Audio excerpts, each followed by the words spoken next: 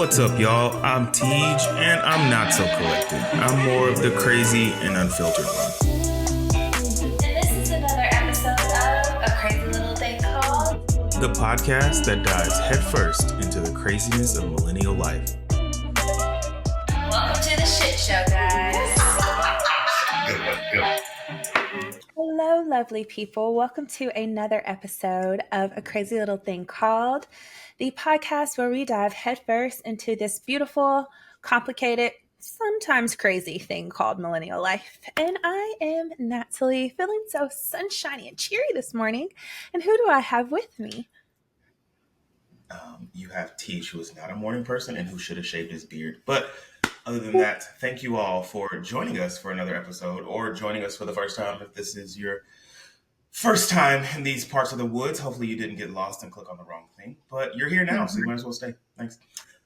How are you, Natalie, besides some of the technical difficulties that we are... You know what? Mercury is in micro braids. It is. That's the problem. It started like, I don't know, it might have been honestly the first or the fifth. It's that's what the problem is. Yep. I think that is probably the funniest thing ever when people like take words but like say it like you just did it. Remember when so many people did that for the pandemic? I was about to call it the panorama. The panini. Yep, because we came up with every other name but what that shit was called. See, that's the thing, and it's Black people, obviously. But we can't take nothing seriously, and we have to find some kind of way to cope. So we just be calling it different shit. And I it's think so that's funny. literally, look at that. I'm here for it. That is the beauty and the magic of us. But yes, because Mercury is in the microwave. That probably is what is going on this morning. It is. But it is. See, our ancestors, they made spirituals. We just make funny shit. See? It's the circle of life. We're not losing the recipes yet. You know? Exactly. But exactly. other than that, How have you been? I'm doing well. You know, this is like week 2 of like really getting back into a routine for myself, and I've just been focused on like 2 things. I've been seeing little closures. Just been focused on 2 things, working and working out, and I'm like doop. So I feel like it's been going fairly well. Like this morning, I walked a mile and was watching TV, and then like got on this. It's been helping me feel better, you know. So have you've been using your walking pad thing while working too? Or yeah, in the morning. Yeah, in the morning, I'll try to just do fasted cardio. Like I don't even change my clothes. I'm just like in my sleeping clothes, and I just walk like. I was doing half a mile at first because it would take like 15 minutes because I can't go too fast on this walking pad, and I could just easily do it before like my 8 o'clock client or whatever. Yeah, and so now I've upped it to a mile before work, and it's just been energizing me. And then I still work out later on, and I'm obsessed with Apple Fitness. Like, you're welcome. I didn't think that. You know how I love Orange Theory, but this is about the closest thing. Obviously, I'm not going into a gym or anything like that with other people, but Sherika be one of them trainers on there. Let me tell you, I watch all her videos. I'm have to look. She be hyping me up. Okay, what kind of workouts is it? Treadmill. Is it HIIT? No. Okay. I don't do any of the HIIT. I just do the treadmill. I do 20 minutes treadmill and 20 minutes strength, but switched. And so 40 minutes a day. I was like, okay. Yeah, I'll do strength training first. No, I said, no. I need to, because sadly I've only used it once since I bought that subscription for like Apple One. And I think it was literally maybe the first day because I did one of the, which is a good segue into my thing, one of the meditation ones and stretching ones. And it's funny because that was, I don't remember when it was that I bought the Apple One thing, the family plan. But I started doing that. And it's funny because now my schedule has changed because the promotion, whoop, go me. So I've changed like the days that I'm working with my trainer. And it starts not next week because I got some trainings I have to do, but the following week. And so now I'm like, getting back into the routine, like you were saying, like trying to build that again. And one of the things that my back, which has been always a thing because old. But I'm like, I need to get back into stretching, like just not even yoga, just like maybe in like 15 minutes of just stretches in the morning to start doing stuff. And now that I've been doing my slow mornings kind of thing because I don't, even though I've never really had to be there at 7, like for the past 2 years, I've always just got to work at 7 because I'm like. But now that I have a new manager, I'm just kind of like, I'm gonna, actually take advantage of this not having to be there at a certain time. So I'm like, I need to get back into stretching in the morning. And then, random question for you: do you ever feel like time is moving, and you aren't present in the moments, but also like you don't remember shit that is happening? It's like, wait, that wasn't 3 weeks ago. That was yesterday. Does that ever happen to you? I mean, I'm pretty sure it probably has, but I think it's more so on like, I guess you get on autopilot and like you're just not present and things are passing you up, but like, right. I can't recall. That's funny. I can't recall if it has happened to me recently, but exactly. Has that been happening for you?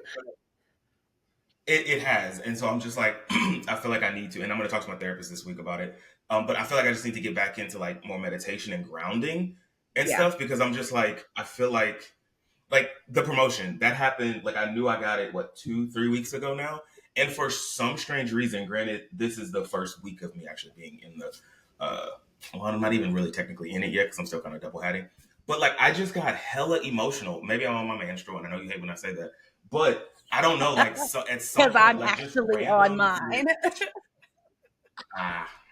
Either Tuesday or Wednesday, like I just got emotional as hell when it was time to go to sleep, and I was just like, I guess everything just kind of hit me, like, what the fuck? And I mean, still didn't cry because that's not a thing in my world. But I was just like, what the fuck? Like, and then I'm like, am I not taking in these moments when like good shit happens? And so I'm just like, but then I'm like, when is the last time I actually just sat and like processed feelings, like actually like happy feelings instead of the other non-good stuff? And so I'm just like, maybe I need to get back into just like trying to find ways to kind of slow myself down and things and just like be more present and take in the stuff, because it's like life, like you're going to look back and be like, what the fuck did I do? Exactly. I feel like old people now that like, we used to talk about why you always sit on the porch, but it's like, maybe that's what the fuck they were doing. It's just literally taking everything in. Like, I bought this house. Let me just sit on it and just reflect. And I'm like, I'm going to need to get back into so yes, that is something I'm going to ask my therapist for some more techniques. I know meditation would be great, but sometimes, and since I've been on the ADHD meds, it's easier, to kind of like zone in. But then I'm also, I want to know some other techniques besides just meditation that can help me be more present. I know like standing in grass, but I can't really do that during the workday. So unless I go by like one of those little grass patches that the dogs be having to pee on in like high-rise apartments, maybe I could bring that to work. But is it real grass? Just step up. Now that part I don't know. No, I mean, I'm sure they do sell real grass because, you can put sod like in houses when you first build a house to put the sod down so that it has grass. I'm sure they sell real things. Now, how you keep it alive, not that part. But yeah, maybe, I don't know. We'll see. We'll see what happens in that. But anywho, back to the actual show and a lovely tangent. Although I do love tangents, they're always fun.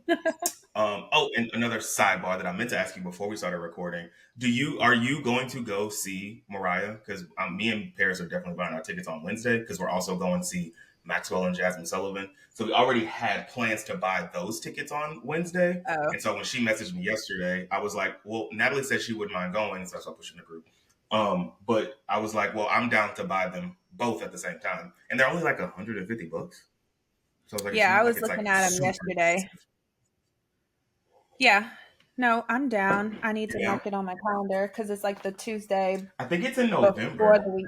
Yeah, it's the Tuesday the week before Thanksgiving. And that is actually, funny enough, that is the day that this lease here is up, the 19th. So I'll be in my new place by then. Oh, really? So y'all can totally just stay with me, or you can stay with me since Paris obviously already lives here. And you can just work from my apartment. Oh yeah, I could. Because I'll be, closer into the city too, so it's easier, even quicker for you to get back home afterwards. Anyway, yes, I meant to ask that off camera, but whatever. The people know we're crazy and random. But another segue before we jump into the episode is our lovely melanin moment, which I don't know if you're going to, I don't want to say relate, but know about any of the stuff. I don't know if you're keeping up with it, but have you been watching the Olympics? Any of them? Yes, Any here of and these? there, yeah. So yes, I've been watching it. I literally like at work, I have split screen like the Olympics is Peacock, and I'll sign in and all that stuff, and then do my work on that side. But and maybe like I said, I don't know if you kept up with it in the past or if you're keeping how well you're keeping up with it now. But is it me or did the Olympics feel black as fuck this year? Let me tell you, like the amount of things that I've been seeing on like social media, I'm here for it. And I think, well, It I is so saw a crazy. post the other day and it was like, no black person supports America more than during the Olympics. And I was like, well, Yep, that is true. literally. And it's been like just every time. And granted, maybe it's because of the sports that I'm watching, because obviously track, obviously gymnastics, Simone and them. But even now this year, the men's gymnastics, the black guy whose name I cannot remember, like he's on the team, he's doing really well. So it's like it's really spotlighting, the diaspora. Yeah. Because even I don't know if I was listening to a podcast or if I saw a post and it was like, I'm always gonna be rooting for the black American over the white person. And if there's not a black American running, then I might go for the Jamaicans or I might go for the St. Lucians because blackity black black black. And I was like, there's so many. Maybe it's just. I mean, we've always been great at sports, like duh. But I don't know. I just feel like we're coming out of the woodworks in sports that, like, I saw a black man on the judo team for. I don't even think it was America, but I'm like, when did we start doing judo? I'm like, that I don't doesn't. But know. I did look. Mm, Well, I was just saying, I don't know to what extent that I feel like same. What's her name? Shakari, the track runner. scary. Mm-hmm. I think it's kind of what's happening is kind of what happened to her. I feel like we've always been in sports and probably a lot of sports, but there were probably Mm-hmm. more red line and boundaries and tapes and Mm-hmm. hoops and crap that like stop Mm-hmm. us from actually being in it. From getting to that Um, level. yeah. Fair. And so I wonder if it's just getting looser or they're getting less. I don't Who know, knows? but Yeah. yeah, but no, it's been beautiful to watch. And then last night, because I couldn't sleep for some reason, and I didn't take a nap. I think I was just up and bored. I watched on Netflix. Simone Biles has it's called Simone Biles Rising. It's kind of a docu series. It was about Yeah. leading up to the Tokyo. I mean, not Tokyo. These Olympics, but Fair. it started basically during Tokyo whenever she had the case of the twisties, and so it kind of talks about mental health, which amazing as always. And they've been like updating episodes periodically, and then there's only 2 episodes right now, and they're hour long. And then, but it says more episodes coming in the fall, so I'm pretty sure they were recording her while she was out in Paris too. So it's gonna be like a continuation of the Yeah. journey of fighting through all that stuff. So that was interesting, and it kind of does tie into the actual topic that I have for today because it is my episode. But I wanted to bring that up because I feel like there's been such a highlight on all of the black athletes that have been at the Olympics, specifically black women too. Like I feel like every time you turn around, a black woman has won a gold or something like that. That is like the first in history, the first for this Yeah. country. And I'm like, in the year of our Lord 2024, there's still first like that happening. Is insane. So shout out to all of the black athletes killing at the Olympics. This is the last week. Last weekend? Yeah, I think it's over. Like, is it over tomorrow? I think it's over tomorrow. You I don't asking the know. wrong I know person. they only go for 16 days, and I don't remember when they started. Oh yeah, that sounds about right. So the closing ceremony should be okay. Random pivot, and oh gosh, I'm not gonna go on tangents. Not related to black people. Well, kind of, because we love her just the same. Celine Dion. Did you watch her documentary on Amazon No. Prime?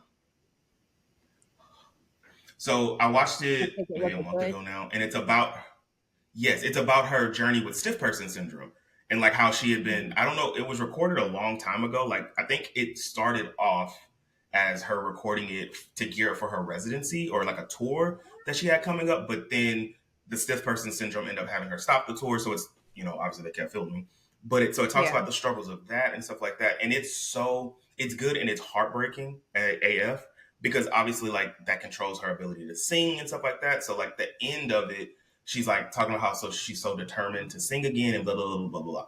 but then they have her like singing, and she sounds terrible, like bad, because it it restricts your vocal cords because muscles and stuff like that. And then because she's so overexerted in singing, like afterwards she goes to an episode where it's almost kind of like a seizure esque kind of thing, except her body just locks up. And so like she can't verbalize anything, but she's like crying, and it was terrible. And that's literally how they end the documentary, is like her voiceover and saying, like, if I can't walk, I'll crawl. If I can't crawl, I'll scoot, or something like that. But I'm determined. And then she performs at the opening ceremony in Paris, because obviously she's Canadian, but French and all that stuff like that. And that moment, I was like, oh. So I get chills again. But no, that was a moment from the opening ceremony. So I'm interested to see who's going to do the closing ceremony, because I think that should be maybe tomorrow. If not, it has to be tomorrow, because I think the U.S. men's basketball team plays today for the gold as well as the women's. So I'm assuming the closing ceremony has to either be Sunday or maybe Monday, which if you're listening to this, once you're listening to this, it's already passed. So shout out to the Olympics, shout out to the Black athletes, and shout out to our Canadian sister, Celine Dion, because that was inspiring to, keep pushing and all that good stuff. But anything else you want to jump into before we actually get into this lovely Tej episode of things that it's just been on your braided cranium? Nothing really.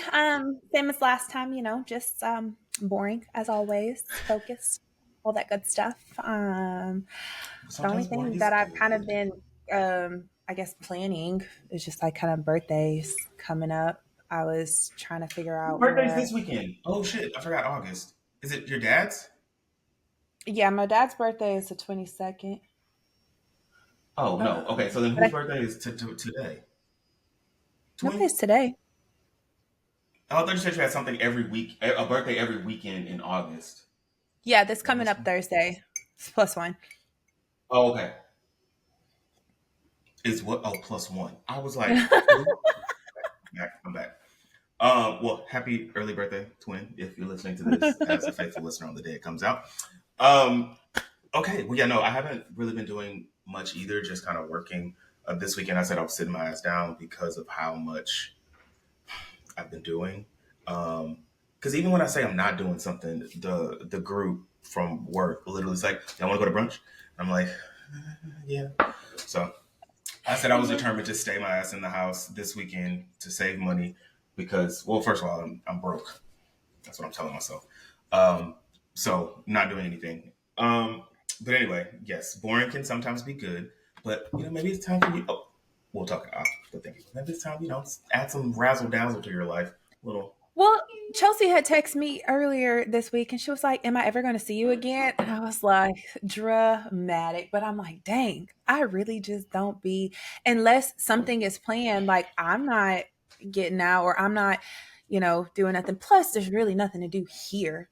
And I don't have kids. So, like, there's really nothing. So that's why I Because, I haven't seen you since the boat, right? It's been a month. Yeah. Yeah. Since and so I'm like, well, I don't really have nothing, but I like doing nothing too, but I can't do that all the time, Yes. I think that's the thing that I've gotten better at is the balance of it. Because like during the week, I typically don't do much. I do my movies on Tuesdays or whatever. And sometimes we'll go to like maybe a happy hour, like after work or something like that. But mostly during the week, if it's not a Tuesday, me going to the movies and eat by myself, I am here. So now I'm like, okay, let's start, just like one day in the weekend. Let's do something to get out of the house. Because you and I both know, I can just sit here all day and not care. Yeah. But I'm like, but see, that's why I'm like, I want to be in Houston because like, we get out and go to the farmer's market. Like we could get out and go, just random places. I mean, there's a farmer's market here. And I was supposed to go with my mom. On College Street. Have you been to that one? There are different places. Yeah, there's one on College Street, but then there's another one somewhere. But homegirl got sick, and so I'm like, I'm not about to ride in a car with you. I don't know who homegirl is. Your mama. Oh God, I'm sorry. I was like, is there another homegirl that I should know about? Oh, okay. Oh, nothing bad, huh? Not just a cold. Yeah, just cold. but I was Oh, like, okay. Just making sure keep because you COVID away. is going around. Mm-hmm. Yes. Okay. Well, I know we're supposed to be having shorter episodes, and we're already 20 minutes in and haven't even got to the topic. So let's jump in to this week's lovely episode, which is a Teach Productions. I need to get my own little soundbite so I can add there when it's mine. Oh, I guess you can create one too. That's what we kind. Yes. So I've been wanting to do an episode on this for a while. Like I've had the name of this episode for probably since season 1, maybe 2, and here we are Mm-hmm. halfway through 3, and I've still never done it. And then again, shout out to the Vivance for allowing me to actually prepare an episode. So I wanted to have an episode about social media, your favorite thing in the world. Mm-hmm. Because I just know how much you love it. And so I wanted to give you the opportunity to speak and shine in your natural element. Does that sound good to you? My coffee's getting cold. Wow. He is really funny this morning. So, we will start this off with a lovely question, and I have some other a structure to this that we can attempt to follow. We'll see, depending on how this is. Maybe we can split this up into a two-parter as well, because as I'm looking at my notes, it's a little long, and so since we're already 20 minutes in, I'm like, maybe we can split this into two and just do an episode this week and the next week, and then we have our shoot the shit next week, the following real episode that we have to record. So, can you, Natalie? I was about to call your middle name out too, but I'm not going to do that to you on here. Can you tell me about the first thing you remember about social media? Doesn't have to be long, brief, because we'll get into it. I'm trying to think. Was it like the MySpace Urban Chat area? Is it Urban Chat? Was that what it was? Okay, so I couldn't think of what that one was. So I it think was it Urban was Chat Urban because I Chat. kept on. I was looking up stuff and I was like, what were some early ones? And I remembered Black Planet, which was before our time. But so I don't Yeah. think I was ever on Black Planet. Where you no, okay. I remember. I do remember Urban Chat. I remember, what was it? Tagged? Tagged. I Maybe? think that was. Yes, that was one of them. And then my cousin, she was Hispanic, Honduran, whatever. She was really into like anime, and there was Zanga. Do you Oh remember no, that? I It was never heard of that. Xanga, and it was like a bunch of. It was anyway. Go back. Oh, This is your time. I think so. Well, the two that I remember the most were Urban Chat and Mm-hmm. MySpace. Mm-hmm. And the earliest I can recall, I feel like it was like middle school. I mean, Because that's when we you met had that Facebook. Yeah. man. We And had I say man, Facebook. and he was not a man because that sounds really bad. You're like in middle school, and I say you met that man. No, sorry, that sounds No, really bad. She I didn't meet a no. man. Are She you met talking about Kevin? a boy. Yeah, yeah, Yes, yeah. No, it was which you've Kevin. said That's what I on this on remember here before.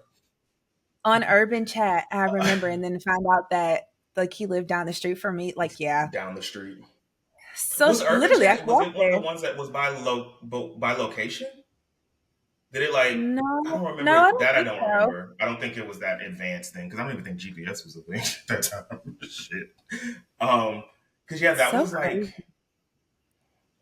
that was that middle school or was that? Mm-hmm. Yeah, that had to be early middle school. It had to be early middle school.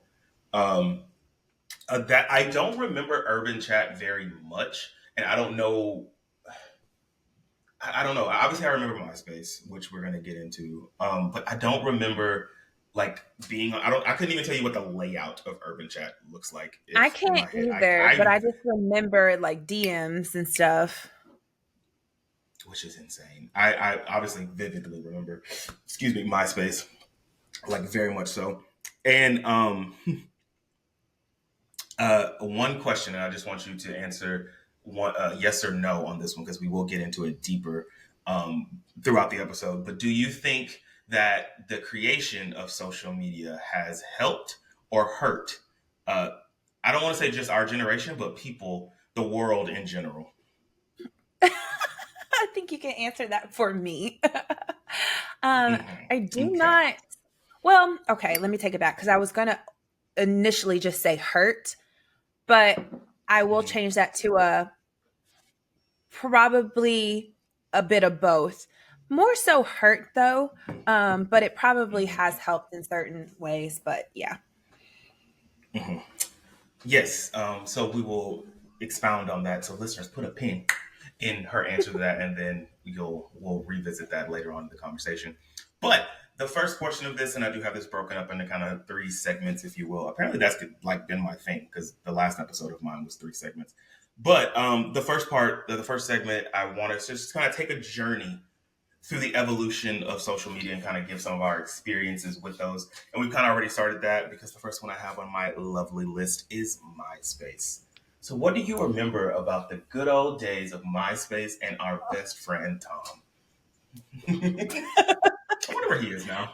Where is he? Let's see. MySpace. I remember the whole generation being expert coders because the way that we would find whatever code to make raindrops fall in the backgrounds of our profile while SWV's Rain is playing on your page when you come on. Because you had to have a cohesive theme. It was always themed together where your song matched whatever you had. So I remember that. I remember. Keep going, but I want to ask you one question. Again, I want to see what because there's two answers in my mind that this can go. What is the first song you think of when you think of MySpace pages?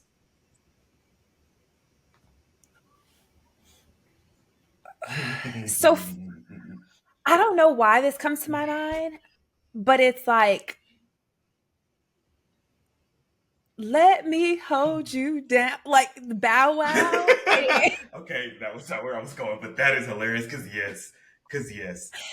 like that would like the Bow Wow, the Omarion, I feel like all of those songs were just like so popular back then, and I ain't never had nobody show me all the things that you gonna show me. Damn, Bow Wow might have been the king of MySpace damn near. The two for me, for some reason, that pop into my mind is Hotline by Pretty Ricky. Yes. And Pretty Ricky was in that too. Angel by, what was that girl's name?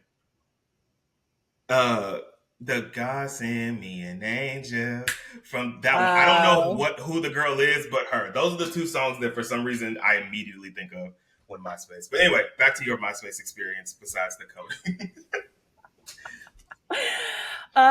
Okay, so I also remember, knowing the latest drama and who is fighting with who, based off of how you rank the people on your page. Your top 5 or 8. I think it was 8. Yeah. And but noticing because we were excellent coders, we could change how many, because then it became a top 16 or whatever like that, and then it was your top 2. But Tom always had to be there, which was so weird to me because why? I think that, looking back on it, that was terrible. That was terrible to have people because then there was always the rumors. Oh, that, yes, no. But that's also, MySpace was also in a time of Next, the MTV show, where it was like, you weren't afraid to be humiliated in front of everybody. But yeah, no, the ratings was insane. Yeah, the ratings, and that's what I remember. It's just the ratings. I remember the background, but then the cohesiveness with the music.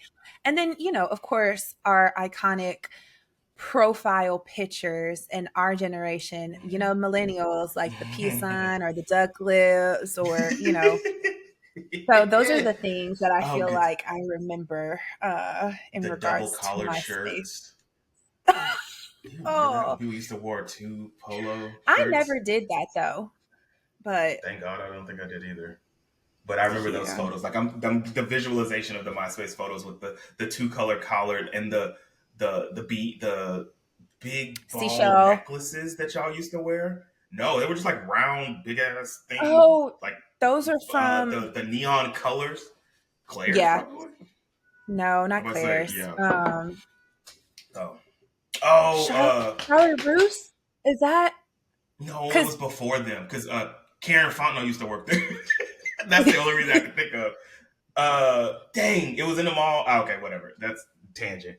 But oh god, yeah, MySpace. And so the thing that I do remember, obviously, all the songs, the cohesive pages, the you knew who was beefing because of that. The thing about MySpace that I don't remember was how the hell did we communicate on MySpace besides sending messages, obviously. But like, was it we posted a status and people commented, or that I don't remember. I don't remember because all I can either. think about is you would have like your bio on your page and stuff and all that. But was there a? Oh, it was your bulletin board. Wasn't that what it was called? I don't recall because I'm thinking like, stuff? What was on our pages? Like, Thank what you. was on our page? We had the thing it wasn't like a timeline or anything. Scrolling. Exactly. Oh yeah. So what did we put on our actual pages, or what was MySpace just a wall for you to like post random stuff and then message people? Because I don't remember how like now if you think about like Facebook and stuff like that, which we'll get to, it's like, you know, you were on your wall and people could comment and that's how you saw the discourse between people. But was MySpace literally just like your own thing people could look and see and then message you? Because I don't remember comments being a big thing then. That's the part, and I didn't do any research because I was like, maybe now. Which it will fall into like my space. It's like your space, just to kind of like. True. So interesting. Yeah, good times. It is, and I remember obviously MySpace is kind of defunct now, but I remember like a little while ago in the 2010s that I want to say Justin Timberlake bought MySpace and was trying to bring it back as like a music platform service of some sort. Because if you think about it, MySpace, we know more of it, or when we think MySpace, we think of the music on our pages, and that's how a lot of artists were getting discovered. Was, you know, people posting stuff, or they had to, because they would post on their wall like a video or something. So maybe, I don't know, I'm gonna go look at that after. But he was trying to bring it back as like a music thing for, you know, lesser known artists to get discovered. Obviously it didn't work because we have not heard of MySpace nor our good friend Tom since then. But I remember MySpace went away around like 2008. I know we were in high school on MySpace for sure still, but I think it was like the early high school experience that it went away. And but I don't know like if it was because of Facebook that we got off of it, or if there was something that happened that caused us to just like, all right, we're done with that. Yeah. But anything else that you can recall from the MySpace era before we run up to our next lovely platform? No, I think that's pretty much it that I can think of. Oh gosh. Okay. Anyway, so next up on our list is the good old Facebook, which came in like a wrecking ball. Now this one, okay, what do you remember about the early times of Facebook? Because So, was it Facebook or? I think it was Facebook. So I didn't have one, and I remember obviously created one in high school, and I want to say it was Jordan Dixon. We had to be like student council something that we left for. And I was like, I don't have one. She was like, let's create one. And I was like, I don't even have I need an email. I was like, I don't have an email. And so we created my email. And my first email was Princess Nat 93. And I was just like, interesting. So I'm gonna log into that. The sad part is I remember that email address. That's Princess Nat 93. Like, that's interesting. Yep. But anywho, that's what I recall with getting into Facebook initially. But I don't know. I recall it was like a really influx of everybody getting on Facebook, but then pause. But now as we've gotten older, it's kind of back like up and running, like just within our generation. And so Facebook, I feel like that's where people just posted what they were feeling, whether it be pictures or just in their head. And so I don't really recall posting a lot on Facebook, but Oh, baby, my memories say otherwise. And and so, that's exactly what I was gonna say. I'm looking like because now we get the on this day 10 years ago and yes. shit like that, and so I'm getting those, and I'm like, why would you say that? Like the amount of things that What were was just I like saying? socially normal back then was insane, and the fact that like Crazy. just looking at it now, it was like we really our relationship with social media back then was so different because we didn't Yeah. understand consequences and stuff like that. It was just like bleh, everything, and I also feel like one of the things that allowed for that was there weren't many adults on social media back then. It was Yeah. literally a teenager space to just kind of learn and grow and just say whatever. And so now you have adults and you're like, oh, I can't post that. My family's going to see that. Mm-hmm. Mm-hmm. The thing that I remember the most about Facebook was one, just the photos and having to have like the perfect caption for your photos, because I don't know if on MySpace we had the ability to put captions, but it was like everything was captions, and that was like around the same time when everyone was getting cell phones, and so you had to have your signature on your cell phone, and then sometimes your caption would match. And that, yeah, stuff like that. I remember the random games on Facebook. Like, what was the farming game that everyone was playing? I never played that. It was some I kind know of what you're talking not about. was it Animal Farm? Not Animal Farm. I don't know. It was something, but I remember like you would get the random message requests like so and so wants 18 eggs, donate, like stuff like that. And I remember what was that teacher? She did FCCLA. That wasn't Miss Tanner or Miss Slater. It was the other one. I don't remember. Whoa, I can't think of her name. She had short curly red hair. It's not Johnson? gonna come to me. Anyway, I remember who. Miss Johnson? Yes, she was really Mm-hmm. big into whatever that game was. You would always get requests from her from like whatever to help donate or play. And I remember the games on there. I also remember because I think this was before the Twitter era, everything was like super rapid on there. Like people would just be Yeah. posting statuses throughout the day while you're at school. So you literally knew everything that was going on. Whereas like on MySpace, you had to kind of like wait till you got onto your actual computer. Because I don't recall using MySpace on my phone. Because I don't Me think we even had neither. like there weren't smartphones then. It was like you had to wait till you got home to let everyone know what you did today. But during the Facebook era, it was more, you had more capabilities on your phone to where you can like update. So you knew if something was happening at school right then, and you like, ooh. So all the drama and rumors spread faster. Remember, because I think that's how it was communicated. Remember senior year? I think it was when all those fights were happening, like at the parks and stuff. Park, And yeah. then we would like hop in our cars and go after school. I think like we used that to communicate and tell everybody where we were going and all that fun stuff. Hilarious time. Facebook was it was a time. That's what I'll say. It was It was. It was. it, if utilized correctly, it could have still been. Which I mean, I guess it is still used now, but not necessarily much for our generation. But you said it has kind of made a comeback. I think it's because so many people were on it previously and then didn't like really leave. They just kind of like stopped using their page. That you still have Right. that directory of people that you knew from high school and stuff like that. So it's like you can kind of see where life is and good old Facebook. But that leads us to our next one, which I don't know if you were ever really a part of. I Twitter. was Twitter, the good old Twitter No. era. Now Twitter, oh God, I to this day Twitter is still my favorite of the social medias.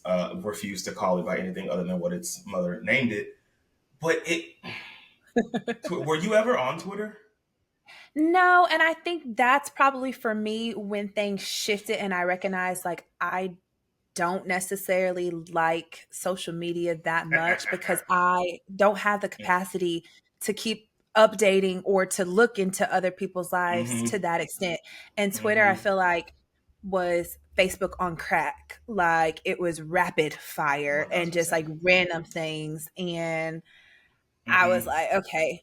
And that's, I feel like the difference is Twitter, like it could be random people. I feel like Facebook was literally who you know. Like your Yep. feed, what you see is like you know them You're able to personally. curate.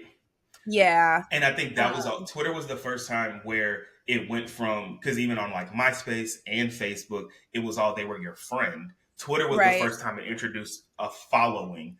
So it's like you have to follow this person or they're a follower and stuff like that. And also the beautiful thing to me in the early days of Twitter was you only had 40 characters or 140 characters, 140 characters. Yes, so you had to be concise with stuff. It was also the first time that it was almost like instant messengery to where it's like boom, boom, boom. Like you could get new stuff. And I think, and we'll get into that later on. I don't want to jump too much, but being able to see things in real time for the first time, because I think it was also, again, during Twitter, I don't remember if Twitter started in, I don't even know. I know it was in high school. I don't know. I think it was around like sophomore year of high school for us. And I remember, because even looking at it, I don't know, I was someone that I knew on Facebook, and I don't know why, because I think also that was when Facebook kind of took the turn to predatory in some senses, where like random people were just asking to be your friend. So I don't know who the hell I was talking to at the time, but I remember them mentioning Twitter. And so then I joined Twitter pretty early, and I was just kind of like, oh, this is different. And so then when people actually started joining, it was like a whole new world. But Twitter was always just so fun because of how, concise it had to be. And then also, there used to be Twitter jail, so you couldn't tweet too much or it would lock you up because the server didn't have enough space for all these people. So it was like you would be like, you'd be in like not argument, because I don't think I ever had like Twitter arguments, but you'd be in mid conversation with people on Twitter, and then it would be like, you're in Twitter jail, please wait this. So you'd be like just sitting there in this suspense of like, what are they going to say? Where are they at? And then also subtweeting people was a very different thing back then. Like now you subtweet and it's like, some drama and that stuff. But the good old days of subtweeting, when you could just like say some stuff or be like, what was it? OMF, which has come back, but really weird. But one of my followers, and then you would use that hashtag, and then like, I don't know, good times. That was also the birth of hashtags and using stuff like that for trending topics. Oh, I miss those days of Twitter so much. I feel like it was the early days of Twitter were a combination of MySpace and Facebook, in the sense of the excitement almost of getting on it, of keeping up with people without the pressure of like having to have a perfect page, because you couldn't customize anything on Twitter. Like how MySpace, you could do your songs and all that. It was like you just have a picture, and then your words were what you. And I love to talk, so it was just, I don't know. I just loved Twitter, loved it until I didn't. But yeah, so you never got on it at all. Or you just didn't get on it often? Like you created a page and it was like, no. I think I created a page, but I don't think I ever posted. Like, I think Twitter for me is probably my least favorite. And it makes sense because we like two different things when it comes to this. And it's like, obviously, I'm sure we'll get to my favorites, but it's the platforms are so completely different. And I think that's just it. Like, Twitter was heavily words, like verbiage, and not as much pictures. And I feel like that's Instagram when that came in. And so I like that a little bit better. But great segue. A great segue, because we'll get into your stuff. The next up was Instagram, which was the first time that we went from more bloggy type stuff, because you had it was all words and stuff like that, to where things became more visual in things. And so Instagram, what are your earliest memories of that time of social? Because that was, I feel, late high school. Oh, go ahead. Yeah, because it was, I said that was around late high school. I feel like for me, I liked Instagram when it came out, because I was like, okay, this is still yet something that can be personal with the people that but then also you could follow people. And so, like I said, I think it was Twitter, but for pictures. And I like that better because I don't really like to read. I'm a visual person. I like to see like it. And so I like seeing pictures and whatnot. And I feel like when it first came out, it was more so authentic. And I feel like a lot of people can say that for a lot of things. But compared to what it is now, I feel like I don't really like what it is now to that extent. Hence why I'm not on there as much. Get into that too. But I feel like back then it was, look. Hold on one second. Even though your picture blurry, I still know what that is. Let me call you right back. We're recording. You hear him? All right, bye. You start laughing. No, I heard him. Oh, you did? Yeah. I feel like Instagram, like at first, I really liked it because, again, it was like pictures. It was Twitter, but with pictures. But then also, too, it was Facebook, but more pictures, but visual, like still the importance on like the caption and stuff. Like your caption had to eat. It had to really make an impact. And I don't think when it first came out we had stories, huh? It was literally just posts. Stories right? is like in the last like 5 years. Yeah.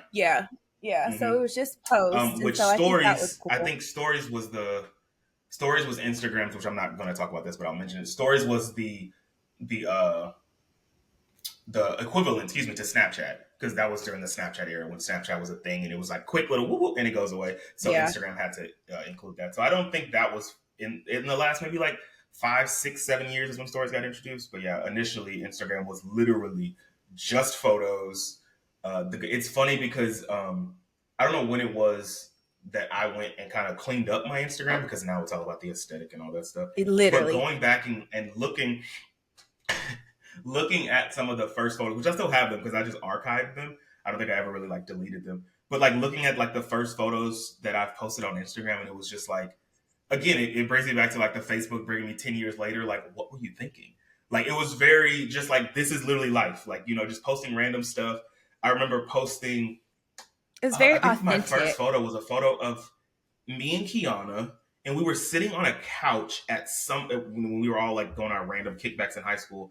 I don't know whose house that was though. Like where we might have been Chelsea's parents' house at the time, and just literally like just white tee, just chilling, like selfie up here, like just caution to the wind of posting things. Literally. And then I remember the heavy filters that, like, not even heavy filters because not filtering and like changing your face, but it was like the border thing that you would put on it, or that era of the stuff. Like what's it called? Like sequoia or sequoia? Sepia. Sequoia. That's a car. That's definitely a car. My mom wanted a Sequoia randomly. I don't think she ever got it. What? I knew it was something with the S. You were on the right track. Instagram, I don't even remember if like when we first got Instagram, if you could DM. Was that a thing? I know you could comment, you can like, but I don't remember if you could like in direct message someone on Instagram. But again, that was the first time there was a shift between everything being, text to becoming visual, which I think helped and hurt some things because obviously everyone at that time had smartphones. Jeez, I got hiccups. Had smartphones, we all had camera phones, and so it was like, photos. Everyone's right there at the palm of your hand. So in the sense of where Twitter was rapid fire, like in the moment message or texts you could post. This was the video form or the photo form of that. I don't even know if you could do videos on Instagram when you first started. Now that I'm thinking about it. Anyway, but what do I remember? I remember that about Instagram. I remember like you would post like just 18 times, not 18 times a day, but it wasn't like, again, now you have a curated feed. It was like literally you just post whenever you had something you wanted to post. Like, oh, look at this bug that I saw on the way. I don't know, just like random stuff like that. But then also when you first started, it was your core group of friends that you actually knew. Yeah. We didn't have the birth of influencers and stuff like that, which again, we'll get to in the later parts of this. But now on to the one that you love and I don't, is the TikToks and the Toks. What do you, I know what I remember about the birth of TikTok, but what is your first memory of TikTok? I don't even know when TikTok started. I don't think it was quarantine. Well, so for me, yes, I love TikTok because that's where it's at now. But I think one that I loved before, which you didn't mention, is Vine.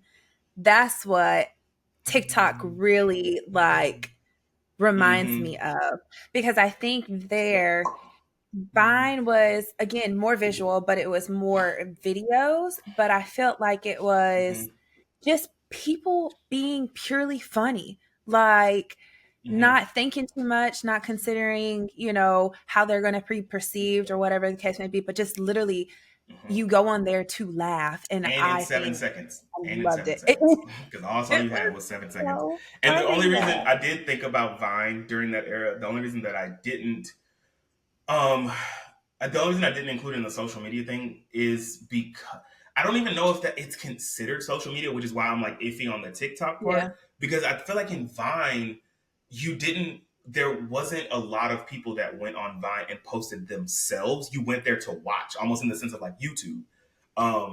Because I don't think I ever posted a Vine or created a Vine. We weren't content creators in that era of things like that. So it was just like I almost saw Vine as like a YouTube, like I'm going to scroll and just get my laugh. And I don't recall ever commenting on Vines. So that's why it was like and so I remembered it because obviously I prefer Vine over TikTok because I'm not even on TikTok.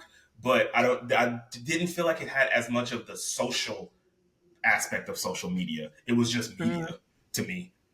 Because even now I can go on YouTube and watch some Vines and be very, very happy.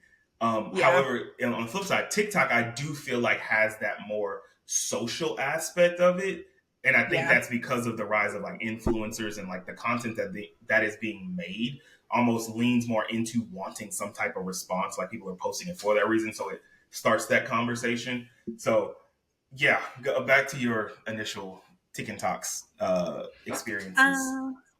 So I feel like with TikTok, during like COVID is when it really started kind of like surfacing a bit more. And like people making those funny videos and whatever the case may be. But I feel like TikTok, it was a platform. I would agree with you in the sense of it has that more social aspect to it because you can comment and you can repost and you can see other people's videos. But not only, I feel like it's a little bit different from YouTube in the sense of like, yeah, you can watch content creators and what they put out, but you also come across regular people's videos of like stories or whatever, that are going on in their life and whatnot. And so it was just funny. And granted, yeah, you can post your own too. I have posted some stuff on TikTok, but I don't as much. It definitely is kind of like I just watch it type of deal. But I feel like that was in the beginning, and now it's kind of grown to still the same thing because all of those things still apply. But what I do utilize TikTok for a lot is literally like Google. Like if I want to go to a place or if I want to see about something, like it's a review, but in real time, like people are showing you pictures, showing you receipts of like things to do in California or whatever the case may be. And so, yeah, I could be on TikTok all day. My Lord, everybody is blowing me up. Oh my God, who is it this time? I don't want to. It's my mama. My dad just called me. Okay, so I'm gonna get to this last part, and then we'll take our first break, because we're literally almost at an hour. With TikTok, the thing that I remember the most, obviously, was during quarantine and all of the boredom that was around that time and the dances that took place. The thing that I feel like I remember that kind of like blew up TikTok was during quarantine, but during the Tiger King era. Like I feel like everyone just kind of came together and started making videos about that. That's also around the same time as the Savage Challenge and stuff like that, because they think that was my first time. I had never created one, but when we were in the house and you were doing all those challenges, and we would do the videos where it was like, can you guess this song or put a finger down if, like during that thing. And I think that was birthed from just boredom of us being in the house, craving some type of connection with the outside world. And I mean, Instagram did have stories then, but I don't know. I felt like TikTok was the combination of like Instagram and Twitter in the fact that it was super fast paced. You were meeting other people. You could have this kind of sense of community more so with TikTok during that time. Granted, I just couldn't handle another. That's also where it switched. So like with the TikTok, like the videos and it being more authentic and genuine. And that's where Instagram, I feel like, yeah, you're posting videos and pictures, but it's more so for the aesthetics. And it's like, not like, oh, I just posted a picture or I just took a video. It's like, no, I took time to think about how I need to edit this, how it needs to look, and all this good stuff. And so I feel like it just became less and less authentic and more about just showing a facade. Yep. And the thing, I'll use that to close this segment out, is I think the thing that we've said literally each time that we've introduced another one of these things is the intention behind when it starts is always this authentic thing of just showcasing yourself, to the world and blah, blah, blah. And then at some point throughout the process of these social media platforms, when the popularity rises, is obviously capitalism and some kind of way to monetize everything, because then you see the birth of the influencers and stuff like that. Yeah. And it kind of changes the kind of vibe of it. Because even granted, I'm not on TikTok besides for the show and to post stuff on there. But you can see now how everything has to be monetized in some sense. And I feel like once that enters the thing, and I don't recall if Twitter ever had that, which is why I loved it so much, because you can't be an influencer on Twitter. Like, there's no way to do that. It's just literally just your thoughts. And so I think that's why I've always gravitated towards it, because granted, with Instagram and TikTok, you can curate your feeds and stuff like that, but only to a certain extent. And even now, since Homeboy then took over Twitter and changed everything, like you're starting to see to where you can't really control what you see. But once the people find a way or realize that how much money there is to be made on these platforms, is when you start seeing that decline in, the authenticity, the connection, all that stuff. And so we'll explore that a little more in the next sections, but I did want to make honorable mention to some other social media platforms. I don't know if you were ever on Tumblr, but baby, Tumblr. I feel like Tumblr was like the pictures for Twitter. Was the what? Yeah. Well, the picture for, yeah. It was like the pictures. Because it was all about, because you could blog on Tumblr too, but Tumblr, parents, close your ears. Back in the day, Tumblr had the best porn ever.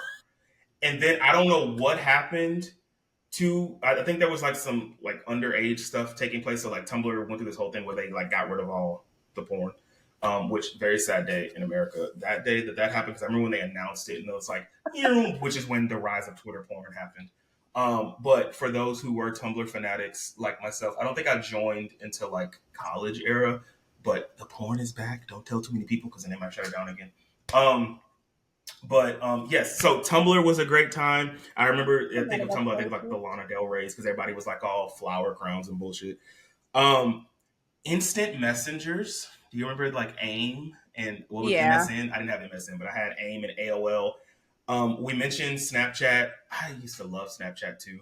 Not even for like the sexual stuff, which is apparently what it was created for, but it was just like fun to just like the there was just like fleeting moments, like whoop, whoop. Yeah, they had fun filters and stuff like that. I think that was the birth of when we saw a lot of the filter stuff start coming out, where you could put like the dog face or the flower crown, stuff like that. And then one that we kind of mentioned was Tagged, which I don't remember a lot about Tagged, but I remembered there was like the the message boards, where like you could just join in on a chat and like it was a bunch of people and you just have conversations. It wasn't like the one-on-one thing. It wasn't like it had to be on a wall. You just joined in, very similar to AOL Messenger or whatever like that. Those were the good times. So that is going to wrap up our first segment of this. Literally, we're at an hour. We're going to take a break and we'll take a little bit deeper dive into some of the effects of social media. I told you I think this is going to be a two-parter. But yes, we will be right back. Come back, join us, and we will continue this lovely conversation. Yeah.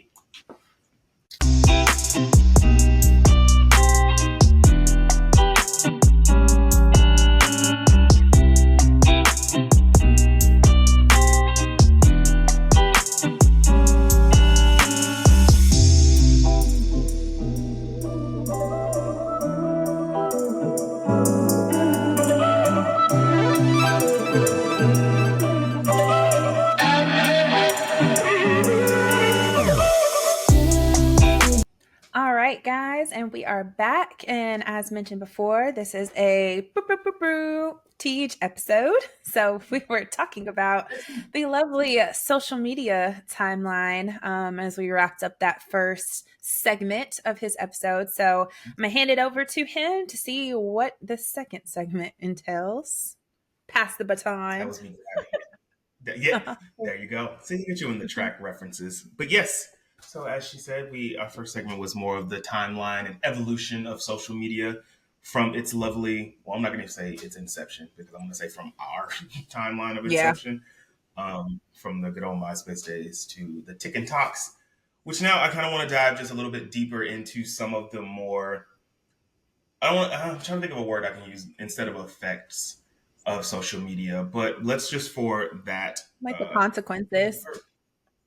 Yes. Consequences can be good or bad, yeah. Effects and consequences and repercussions of this lovely thing of social media. So I have this broken down into some, I don't want to stop saying segments, Jesus, some categories, folders, whatever. So the first thing that I wanted to kind of, thanks. You're so smart.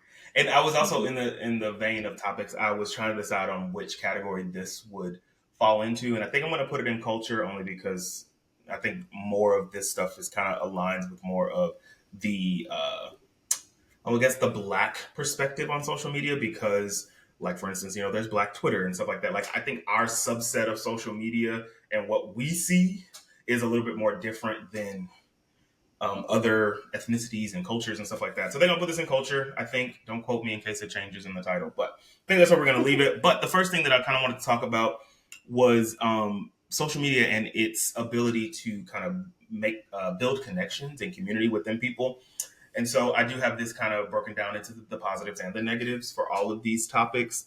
So in the spirit of us being lovely and mental healthy, we're going to start with the positive and then we'll end with the negative. I thought about starting with the negative and then ending on a lighter note, but let's add to the drama of it. So in the sense of the building connections, how would you say social media has helped you in building connections and stuff with people, whether it be existing friendships or in meeting new people and stuff like that? Let's see. I think for me, obviously, because there's no way to be around everybody all the time. And so it definitely has created a platform where you can still be connected with people without having to physically be next to them or be in an environment in which you see them, like school or work or whatever the case may be. And so I think it definitely creates and helps facilitates connections with people that you already know, but also to new people that you can connect with. Now, the extent to that connection, I feel like it's definitely like more of the superficial surface area. And it can dabble into like networking and like helping connect with like different, I want to sound like the olden days, different goods you could give to somebody else. No, but I'm saying like you could connect with like services, So it definitely is a positive when it comes to that.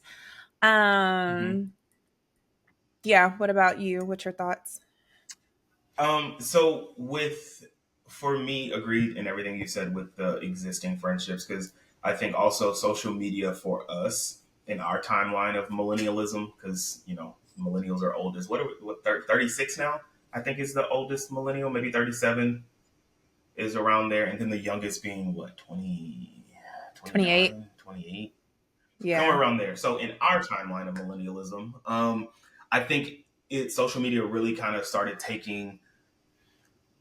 building around the time that a lot of our generation was starting to go its separate ways, like college and high schools and stuff like that. So it allowed for us to stay in contact with each other outside of just regular texting. It wasn't like you had to physically, check in with people. It was like you were able to see like, oh, they're posting that they're at their college football game, and you can comment and just kind of keep up with them in that sense. So I think it helped kind of bridge that gap between friendships. And then in the sense of new connections, it allowed for you to feel less alone in some things. Like, for instance, you were able to find people with common interests because of the birth of like hashtags and stuff like that. So it's like if you loved, I'm trying to think, cats. I'm gonna use that for you because I don't. But if you like cats and you saw, there's cats of Instagram or cats of TikTok or whatever, then you found like that community of people that shared similar interests, and then you could either see, if they were like, oh, they're literally down the street, like your urban chat days, and it's like, oh, okay, like let's meet up, we can talk about cats, we're now best friends and stuff like that. So I think it helped bridge the I really world. hate that you used the example of cats, because why? But because it's like the crazy cat lady. That's what you make it. Oh well, I couldn't think of it. I was like, I couldn't think of. I don't know. I couldn't think of something that you would be related to outside of like. I didn't want to pigeonhole you in like you could be like, oh, therapy this, and I'm like, you're more than just a therapist. So I didn't want to do that. So I was like, what's an interest she has? Cats. And I also didn't want to say tequila because then you're the drunken one. So I feel like cats was a safe medium there, because like for me it's like being able to see different creatives and stuff like that and almost get inspired by that as well. It's like, Yeah. I think when you use it the appropriate way, because obviously some people can, which we can get into negatives, but see that as like competition and wanting it to be like a hater thing where it's like now you're trying to put someone down because of that. But in the sense of using it to inspire and connect with people, that's been I think for me, the most beneficial thing is utilizing the social media to like see something and like almost get ideas, get inspired, and then also admire the work of other people that are like-minded or even maybe even different, that allows you to kind of like I said, bridge gaps and maybe even form some connections with people. Um, yeah, so that's mine. I think the next question that I kind of wanted to look at was, how would you say, or can you remember a time where you felt like social media helped,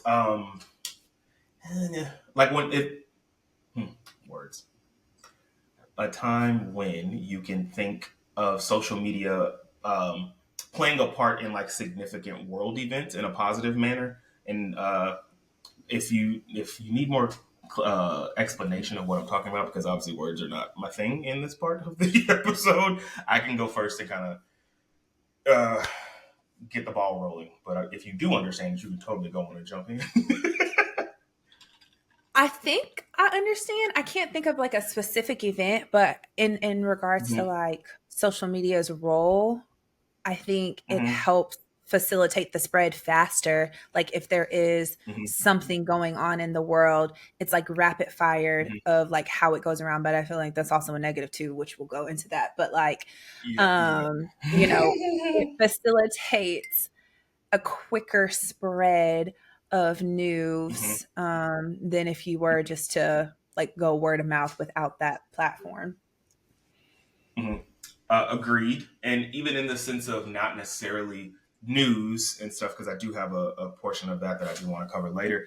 But in the sense of like sporting events, like the Super Bowl or basketball games or concerts and stuff like that, I feel like that also, again, in the connection portion of it, is seeing people tweet about your tweet or Instagram or whatever about your favorite artist. Like again, it allows for that common interest, as well as it allows for you to root for that team or whatever together. And I think that's in a sense that capability has heightened the popularity of a lot of things, Mm-hmm. in a good way and a bad, I guess. Like sports teams and artists and stuff like that. Like being able to you're going to a concert, take that photo, and then now it's spreading more. And then also, like I said, allows you to find your tribe of people because you share similar Yeah. interests. But it also, from the other perspective of not just our side of things, that artist or that team or whatever gets more notoriety because of now it's like, obviously it's perception of just like, oh my god, everyone's talking about me and da da da, using your platform for good and stuff like that. But it allowed them to get more spotlight too, especially for like lesser known artists or creatives or whatever who didn't have the resources or means to like reach them with marketing in some kind of way. Social media kind of allowed for more people to just jump on, say what they had to say, and then it kind of take off on its own, excuse me, which again can be a good thing or a bad thing because it depends on how you use that platform. Um, Right. but and I don't know how much experience you have with professional side of it, like as far as LinkedIn, because I think you've kind of always, once you were in your field, it was kind of like more word of mouth or just like learning about those things like that. But do you have a LinkedIn at all? I And that's a do. social I media don't platform we utilize technically it. didn't talk about. Okay. So I have one. I've never used LinkedIn to like the network that I have on LinkedIn has never been used to like find me a job in the sense of like knowing someone that way. I have used LinkedIn's job feature to like look for jobs, but I've never used it from a networking standpoint. It's kind of just been, I've updated my career profile to where, I mean, the possibility is there, I guess, for if someone Yeah. sees something on my resume that they're like, "Ooh, I would love for him to work for me," but it's never happened in like as of now. Like all the jobs that I've gotten have been just because of applying or whatever like that. But I think that is, I didn't want to talk about it in the evolution of platforms because I don't have enough experience with it, and I had never really heard you speak of LinkedIn as being like this thing for therapy. But it is a thing that I think has been useful, especially with people who are just starting out. Because I remember when I was in college, that was a whole. It wasn't a class, but I think it was like maybe a portion of some kind of curriculum where we went in and we built our own LinkedIn. And they told us about the importance of it and resumes and making sure it's updated because building your network. And I think a lot of that portion of it was like during college and like the people that were in your classes, being able to connect with them because again, Yeah. everyone says it's about who you know, not what you know. So it's like just staying in contact with people that way on a more professional level, which I think now is weird too because LinkedIn has become more in like a professional Facebook, which I think is what it's Yeah. always kind of been marketed as. But you're starting to see more post about life and stuff like that instead of using it to like highlight businesses, or I guess maybe that's just my perception of what I thought LinkedIn was like businesses are applying or I'm looking for this, but now you see more stuff of people promoting their own small businesses on LinkedIn or sharing articles about random, manager this, manager, a good manager. I think you're starting to see more, so it's kind of becoming more personable instead of more corporate, which is what the perception to me was. I don't know if you have any thoughts on like what LinkedIn was pitched to you as whenever you first joined it. But that's kind of what I've noticed with LinkedIn is the kind of socializing the I can't even think of the word, but because it's not whatever. It's just not as professional, in my opinion, at what it used to be, which isn't a bad thing. I think it's making it more relatable to the Mm. corporate world, but it isn't like just the suits and ties are using it. But I don't know if you have any thoughts on, like I said, LinkedIn as a whole, but yeah. Yeah, no, I mean, I couldn't tell you what LinkedIn really looks like today.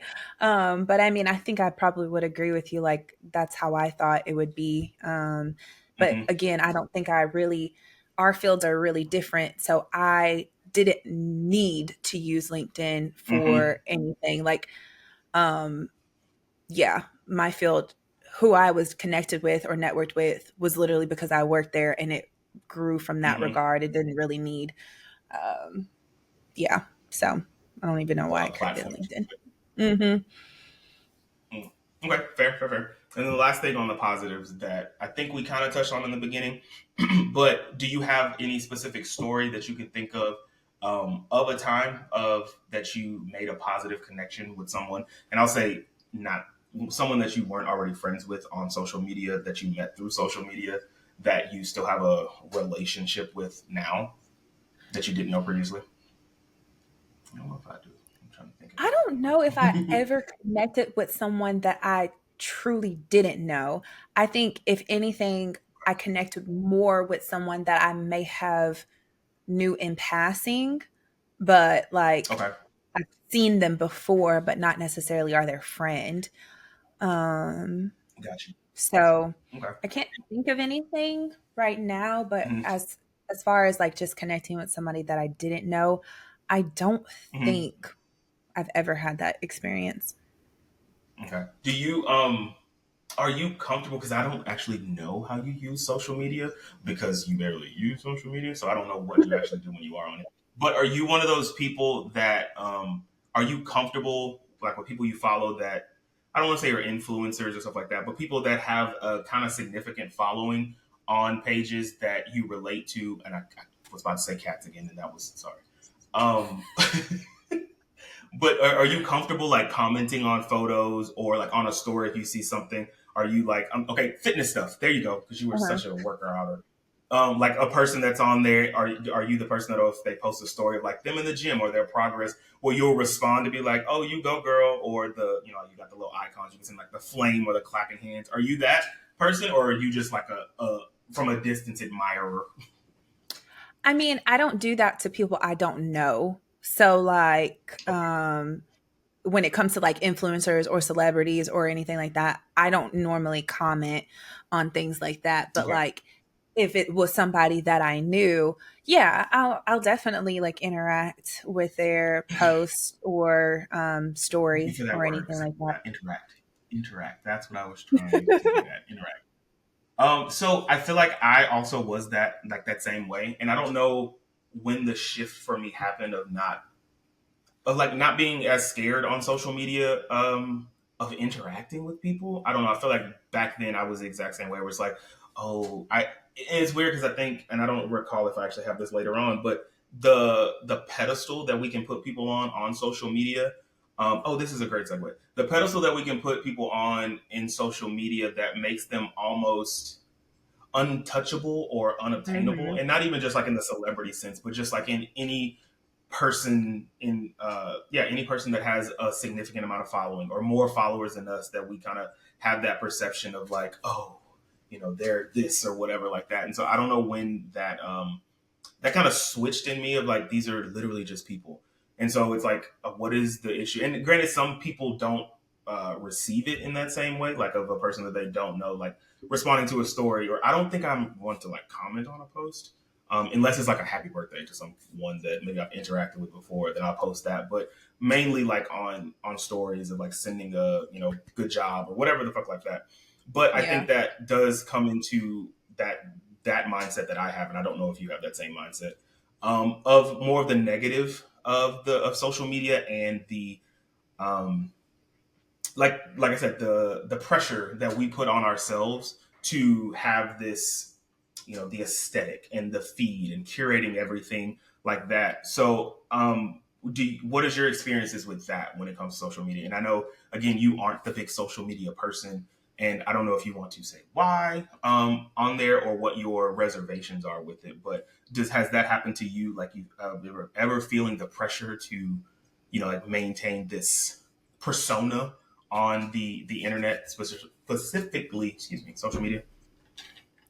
Um, yeah, I mean, I think to a certain extent, because let's say, like, specifically, like with Instagram, I feel like over the years, like we were talking about, it's shifted from like just posting and putting out there like just random pictures or whatever the case may be. But now it's kind of like Mhm.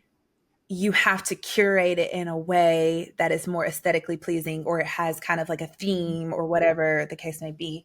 And so I feel like Mhm. for me, I don't have the capacity to do so because, for one, sometimes I just don't know how, or two, I don't care to spend enough time to like think about Mhm. it.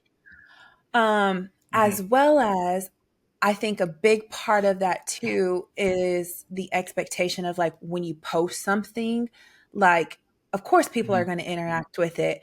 And I'm the type of person, I can't just put like a blanket thing. Like, let's say I post something for my birthday and people are saying Mhm. happy birthday or whatever the case may be. I don't know. It's weird to me. I don't just put like a blanket thank you or whatever the case. I feel the need to respond to every individual post because it's like I appreciate it.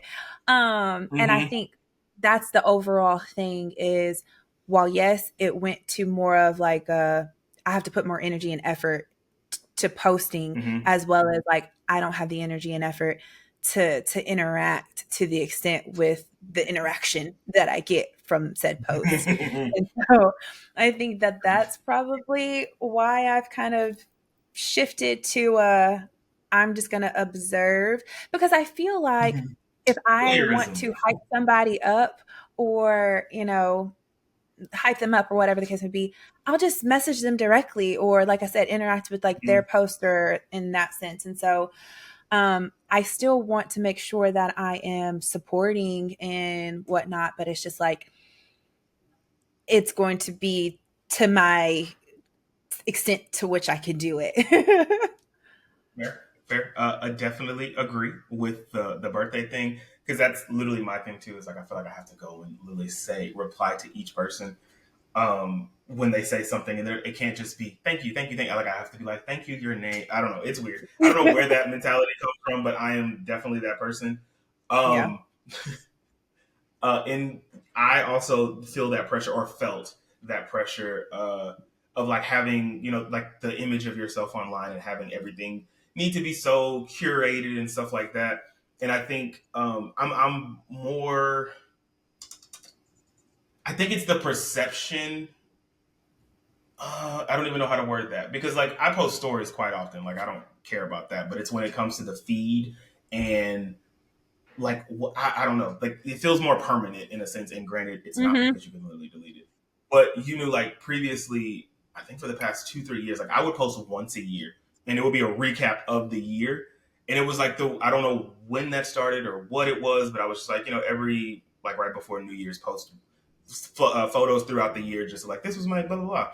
And then for some reason at the end of last year, I've tried to be less. Again, I don't think it's curated, because I just think I stopped caring. I don't know, it's a bunch of stuff mentally for me like changed last year. I don't know what it was, what triggered it, but I was just kind of like over some of the cages I think that we put ourselves in when it comes to social media and perception of people that don't know you, or even the ones Yeah. that do know you. It's like, if they know you, they know you. If they don't, why does their opinion matter? And so I think I've gotten more intentional with posting. I always say once a month. I was doing like monthly dumps, and I just, because it's more so for me now. And I think maybe that's what switched is, I'm not doing it for other people. I'm doing it for myself, and just like keeping a record. Because like I said, I'll go back and look at that first photo. I'm like, damn, that's crazy. Like I don't have this photo in my phone, but it's on Instagram, because like as you've got new Right. phones, things get lost. Blah blah blah.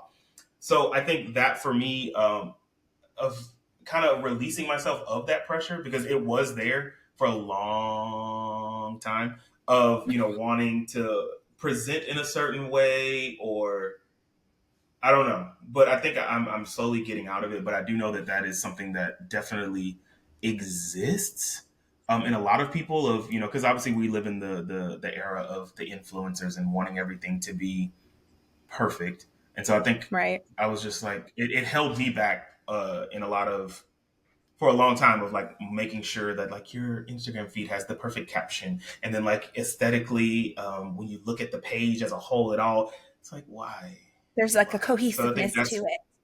yeah. And I know, because I have friends, obviously. So like, that's kind of a thing. Like if you look at, sorry to call you out, Paris has not posted since, I kid you not, maybe 2017, or previously it wasn't until 2017 when she graduated. I think she did post when her and Dekalia went to Paris.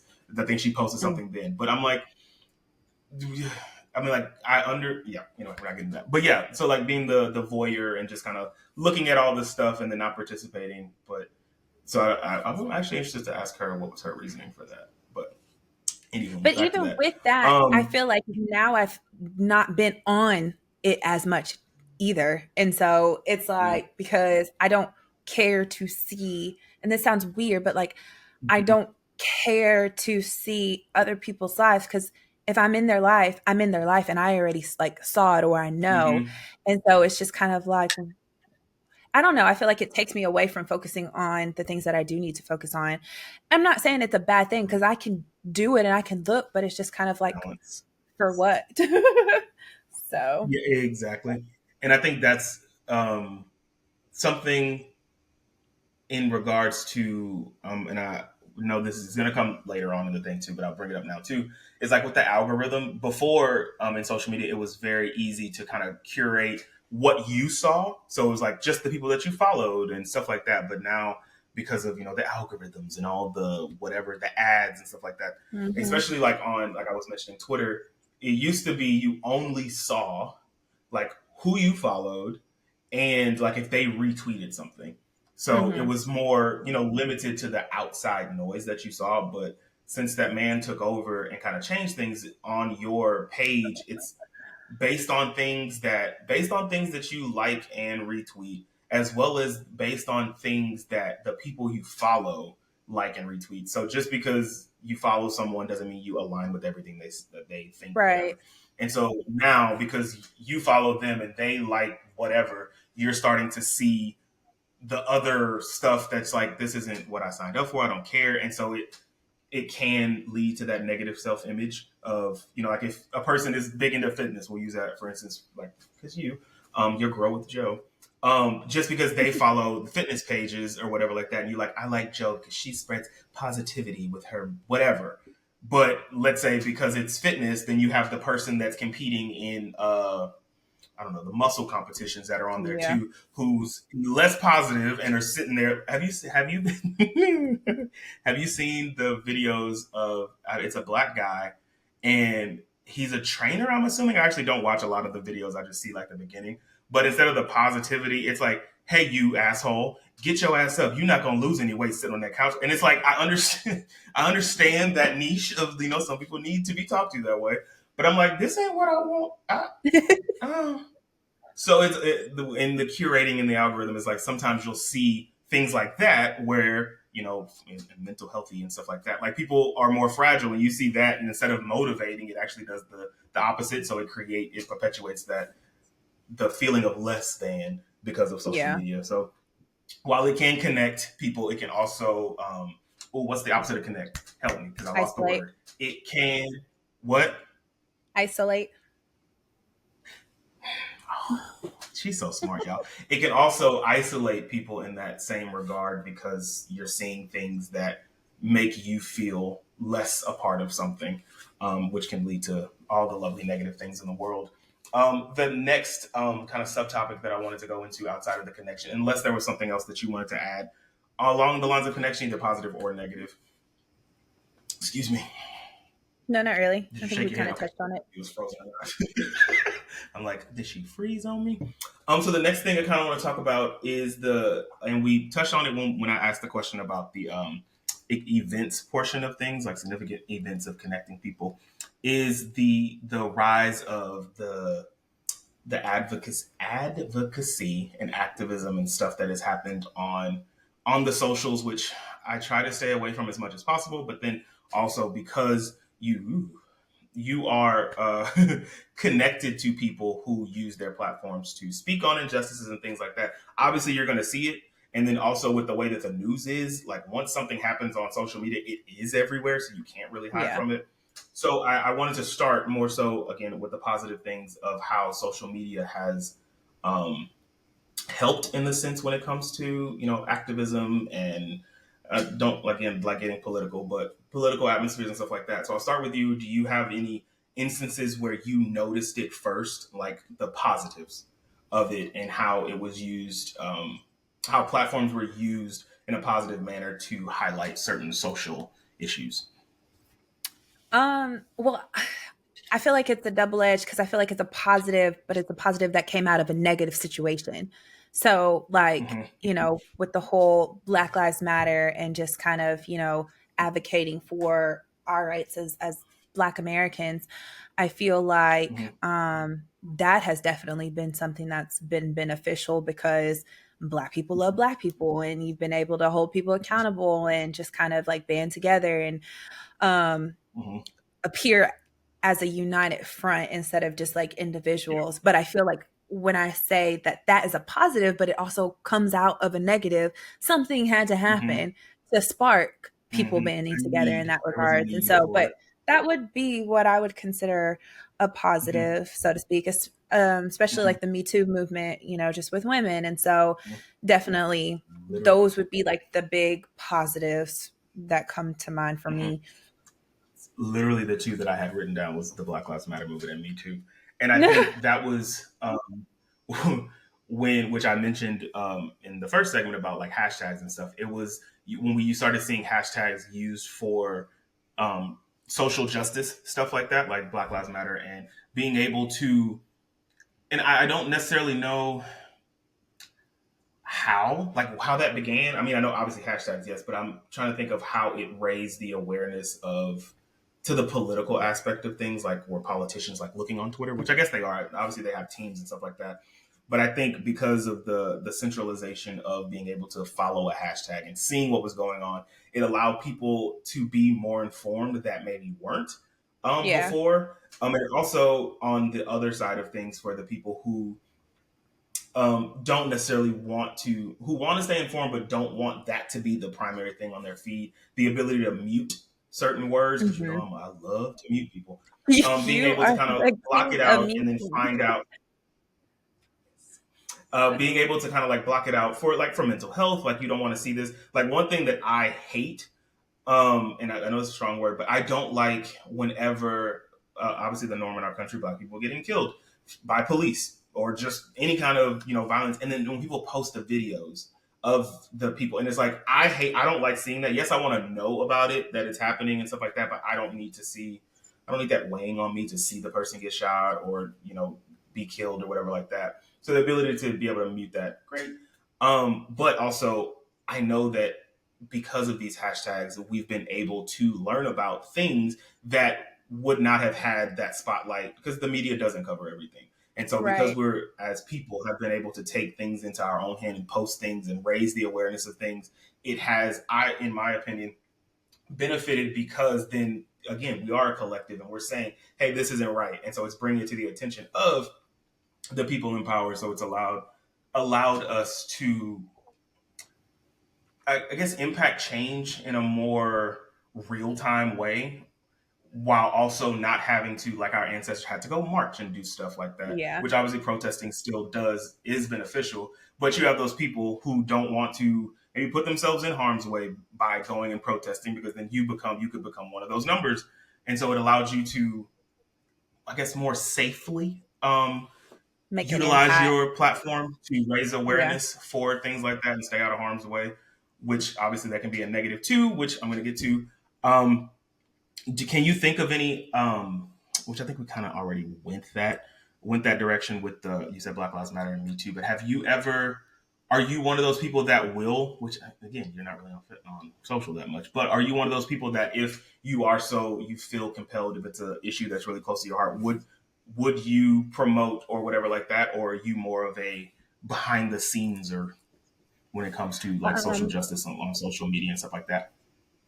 Yeah, I'm definitely a behind the scenes person. Just because I would rather, like, I guess kind of what you were saying, the benefit of social media is to be able to have this platform, to be able to make an impact, but in a more safer way. I would rather participate in something not on social media, but how I can make an impact. And so, if there was like something you can go to or whatever the case may be, I would rather do that. But like kind of what you were speaking to earlier in regards to, muting things as well.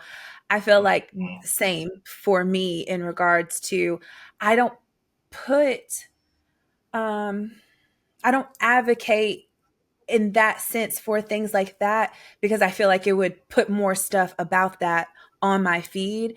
And if I'm seeing stuff like that, I don't mute it. I just close the app because I can't like, I don't watch the news because of this. And now it's just like overwhelming. It takes over for like a couple of days. And so. And I think 1000% agree, because the news for a long time got just super depressing, and not that it's gotten any better. I think there's maybe become slightly more balance in the news. Granted, there's just a lot of shit going on in the world that's terrible.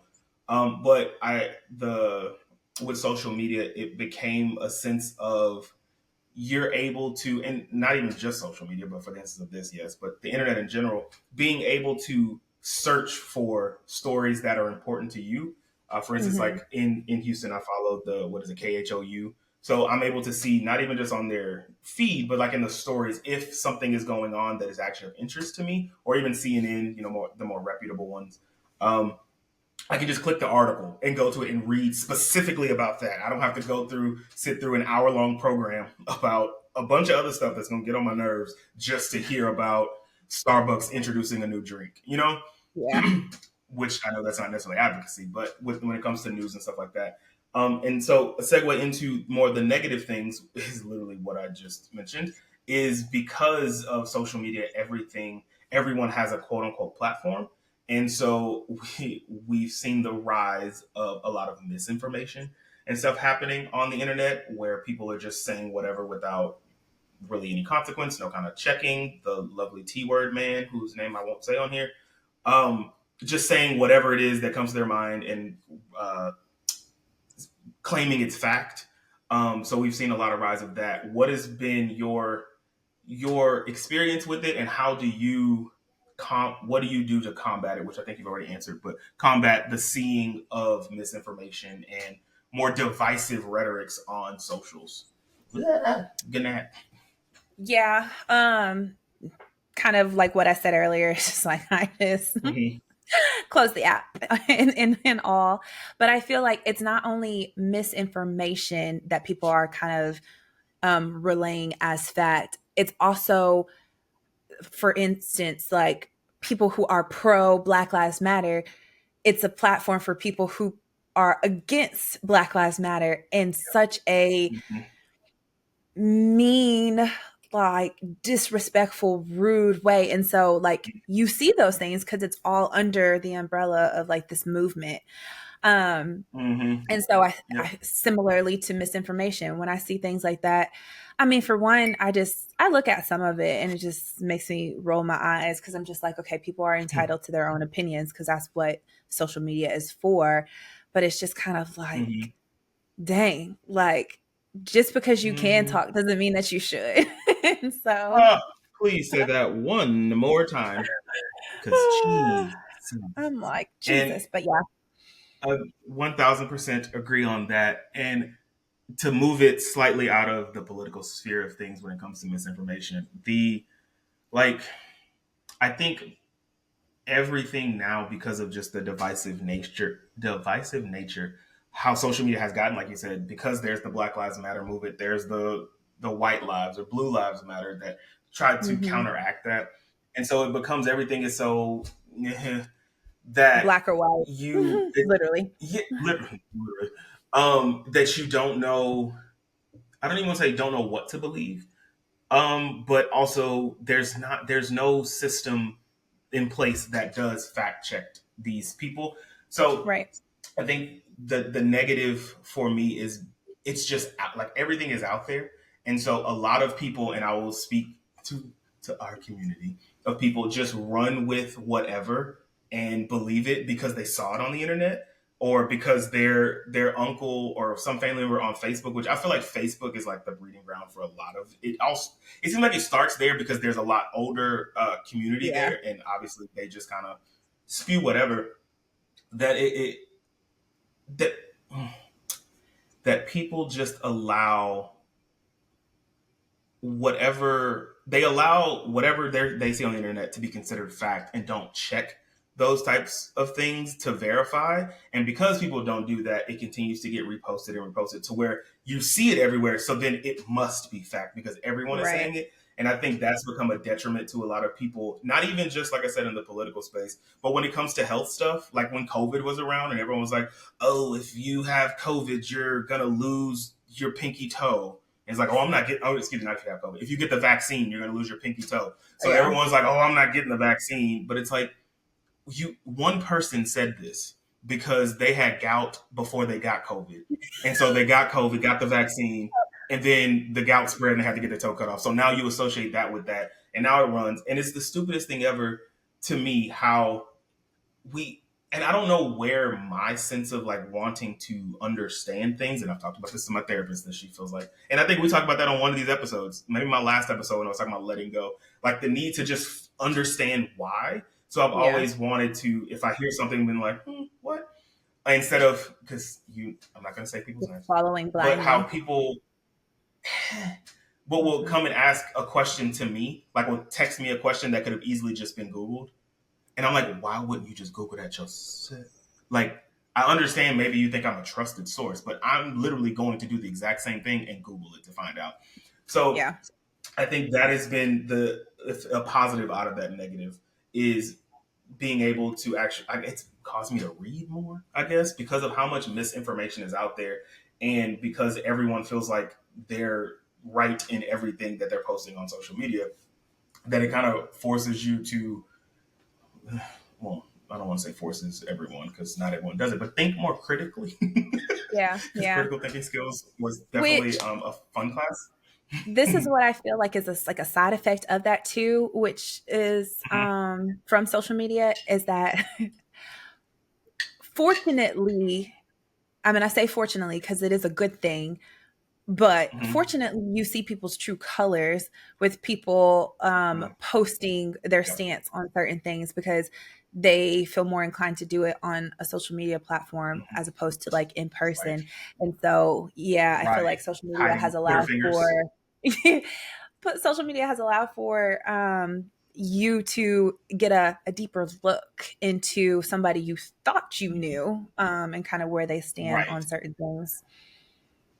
Exactly. And another one of the negatives we can point to that isn't just necessarily about the advocacy in that section of things, but also could be in the connection of things is we've seen the rise of, like you said, people uh, hiding behind profiles and doing stuff to allow for bullying and harassment on the Yeah. internet. And I think that I, I feel like to me that's been the worst part. My least favorite part of social media is using, because again we talked about in the first part of people coming in authentically and just being their authentic selves. And I a lot of people, and I guess this also does come from because the algorithm and how whatever it's doing in that background of things of showing you things that we think it's working to show us things that we align with, but there could be times where you get something that is just like very random that's not you. And I think people, because of this inflated sense of power or Hmm. platform on the things, feel the need to comment, which we've already said we don't have that same alignment, but to voice their opinion on someone that doesn't align with them. And instead Yeah. of just ignoring it, it becomes this thing of having to have this hashtag discourse online. And again, healthy discourse and debate is good. I'm not saying that we should just not, But say anything, especially if healthy. someone's saying something. Thank you. People are Healthy. That's the part. Because if disrespectful. someone's saying something that is definitely false, and you know for 1,000% fact it's false, I'm not saying co-sign it or ignore it because obviously we just said it could be very hurtful. But I think there's also a way of going about it. And then I think Hmm. people take that to a whole nother level where it becomes literal harassment because Right. we built these communities on social media that if you see your favorite person, which comes to like Stan Twitter and stuff like that, dealing with a hater or something like that because they don't agree, you feel the need to literally pile on all 100 million of you or whatever it is. And so it becomes the point of where it's now harassment and the bullying of it all that again leads to that isolation of a person or the I don't know, it's like almost like a cult like following of people. So I think that's where, Literally. as much as we would like to think of, which our first question of did it hurt more than it helped, of just the negative, it's about how you use it too that allows for either the good or the bad. But I think we've definitely seen a rise in, the bullying and stuff on social media, or excuse me, bullying because of social media, because now people don't have to just see you the next day in school if you say Hmm. something. It's like this person could be in God knows where that you'll never meet, but they feel the need to comment on something or say these terrible things. And it's like we have no real power to stop that. Right. And I think when it comes again, that's not even just the connection, but political stuff and then like health stuff creates all this divisiveness that has been, I don't know, it's like in the past, since the T Man, like I feel like it's just been exacerbated, um to a Exasperated. thank you, I don't, words, um to a level that is just insane that makes me not want to be on social media because of how much of that is around.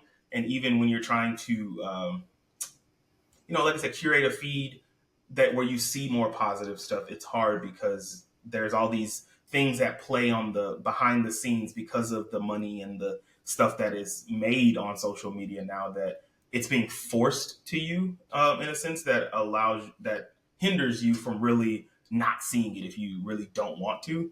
And so I think that's where a lot of the negative stuff comes in, is because there's other things at play that you can't control, and then you're forced to see it. But you're also, you want to be on social media because, you do have friends on there. There is the good side of it, but we don't have as much control over what exactly we're seeing anymore. And so it's just further deepening the divide that we're seeing between the good and the bad and all that fun jazz.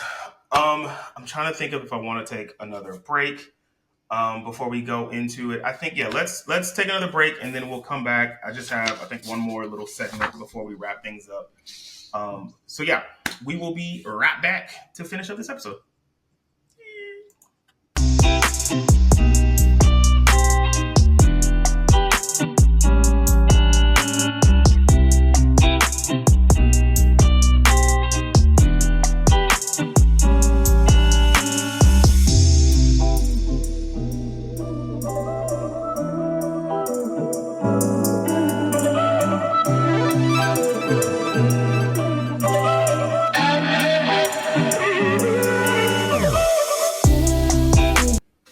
And we are back, as I'm literally biting my lip.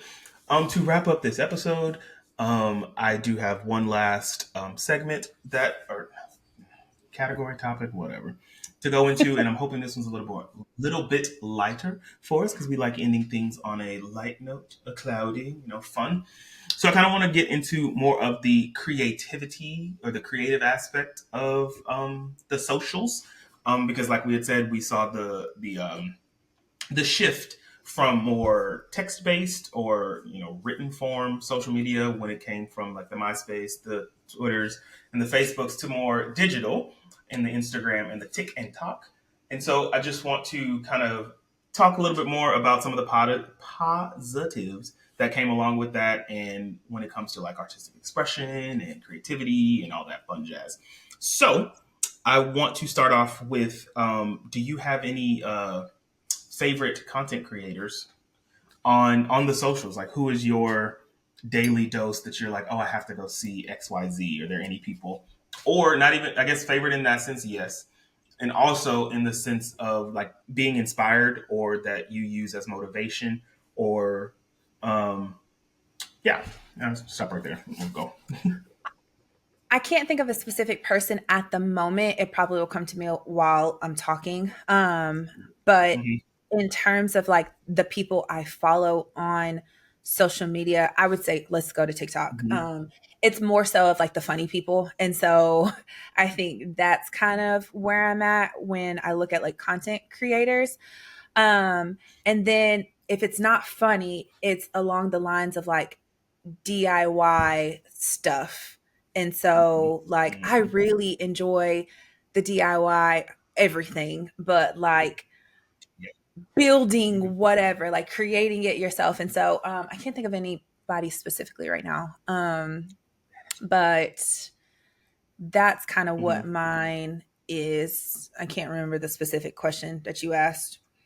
Any favorite content creators on social? I think mine, like some of the ones that I follow, I think mine are more obviously creative people. That like, there's a lot of photographers that I follow that I think what social media has helped me realize about myself, which I think to an extent I always knew, but I think it just kind of drove it home, was my love for the arts in all the forms of it. I think when I was younger, I used to like writing a lot, like actually writing stories, because English, my good old Pegasus English days back at Odom, was because of I like creative writing. So it makes sense why Twitter and the stuff like that was always my favorite.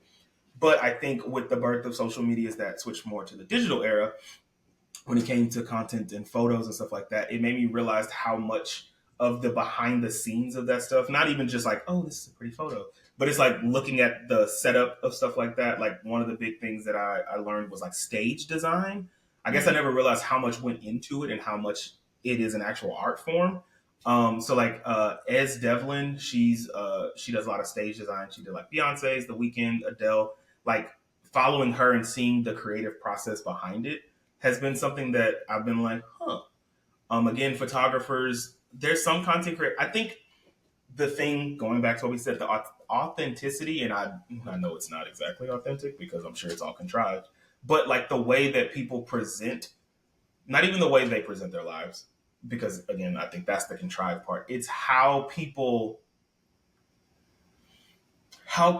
create the story of their on the of the content, like how people sit and say, okay, on this video I'm gonna go and do this because it's all mapping and all that fun stuff Yeah. that they have to do with it. Because thinking about like your Charles and Alyssa and Rissa and Quan, sidebar, because we didn't talk about YouTube, because yeah, I saw on social media, oh, that's how we can tie it. I saw on social media a clip from Rissa and Quan, or like they were announcing something. Do you even keep up with them still? Do you keep up with any of I'll those? see them like sparingly. But yeah, I think they broke up.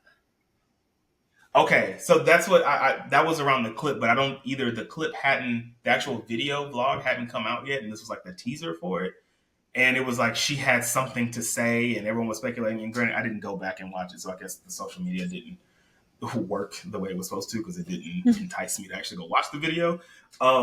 But like stuff like that, like when people actually just vlog their lives, and it's like, again, I know that it's not like I just decided today to grab a camera and walk and do this. It's actually okay, so we're going to do this on this day. But even just the way that people have the ability to make it look natural in a Yeah. very unnatural sense is actually really cool to me. And I was like, how you sat and thought and planned and mapped and all that stuff. I think, but again, I think that goes back to my uh, obsession with understanding and In the seeing the other stuff, like background, actually the behind the creative scenes stuff. process Yeah. of things. Yes, I think that's been the thing from going from the texty, wordy stuff to of blogging to then vlogging, I guess, and seeing all that stuff has been fun. So creators like S. Devlin, there's a guy named oh shoot, Carlos Harris Jr. His content is really cool, and it's just like he's an entrepreneur and he literally just brand deals and stuff like that. I think who else? I'm slowly starting to not think of these people, and then I'll get on Instagram and be like, oh yeah, them.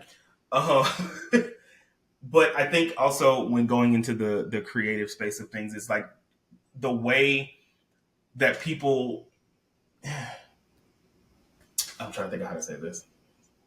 How people attempt to be relatable is also funny to me because I think it's always weird when, because yes, we're all human, but then you have these people that maybe this goes back to the first thing of putting people on these pedestals and stuff, but how these people who have all of this money and resources in the world find this way or are trying to find this way to make themselves seem like they're just a regular schmegular person. Yeah. I always think that's hilarious, and I think the content is good too. So I like following people like that. Um, but yeah, I think that's those kinds of people are kind of the people that I try to gravitate towards when it comes to content.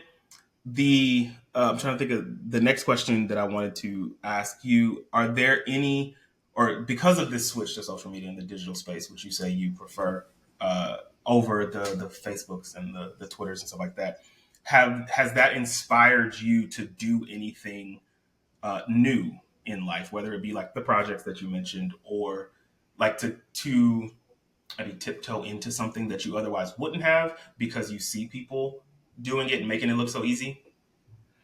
Um, Not necessarily anything new that I wouldn't have already done. I think it kind of further just solidifies like this is Oh, what I Lord. want to do whenever I get like the Mm-hmm. space and the resources to do certain things.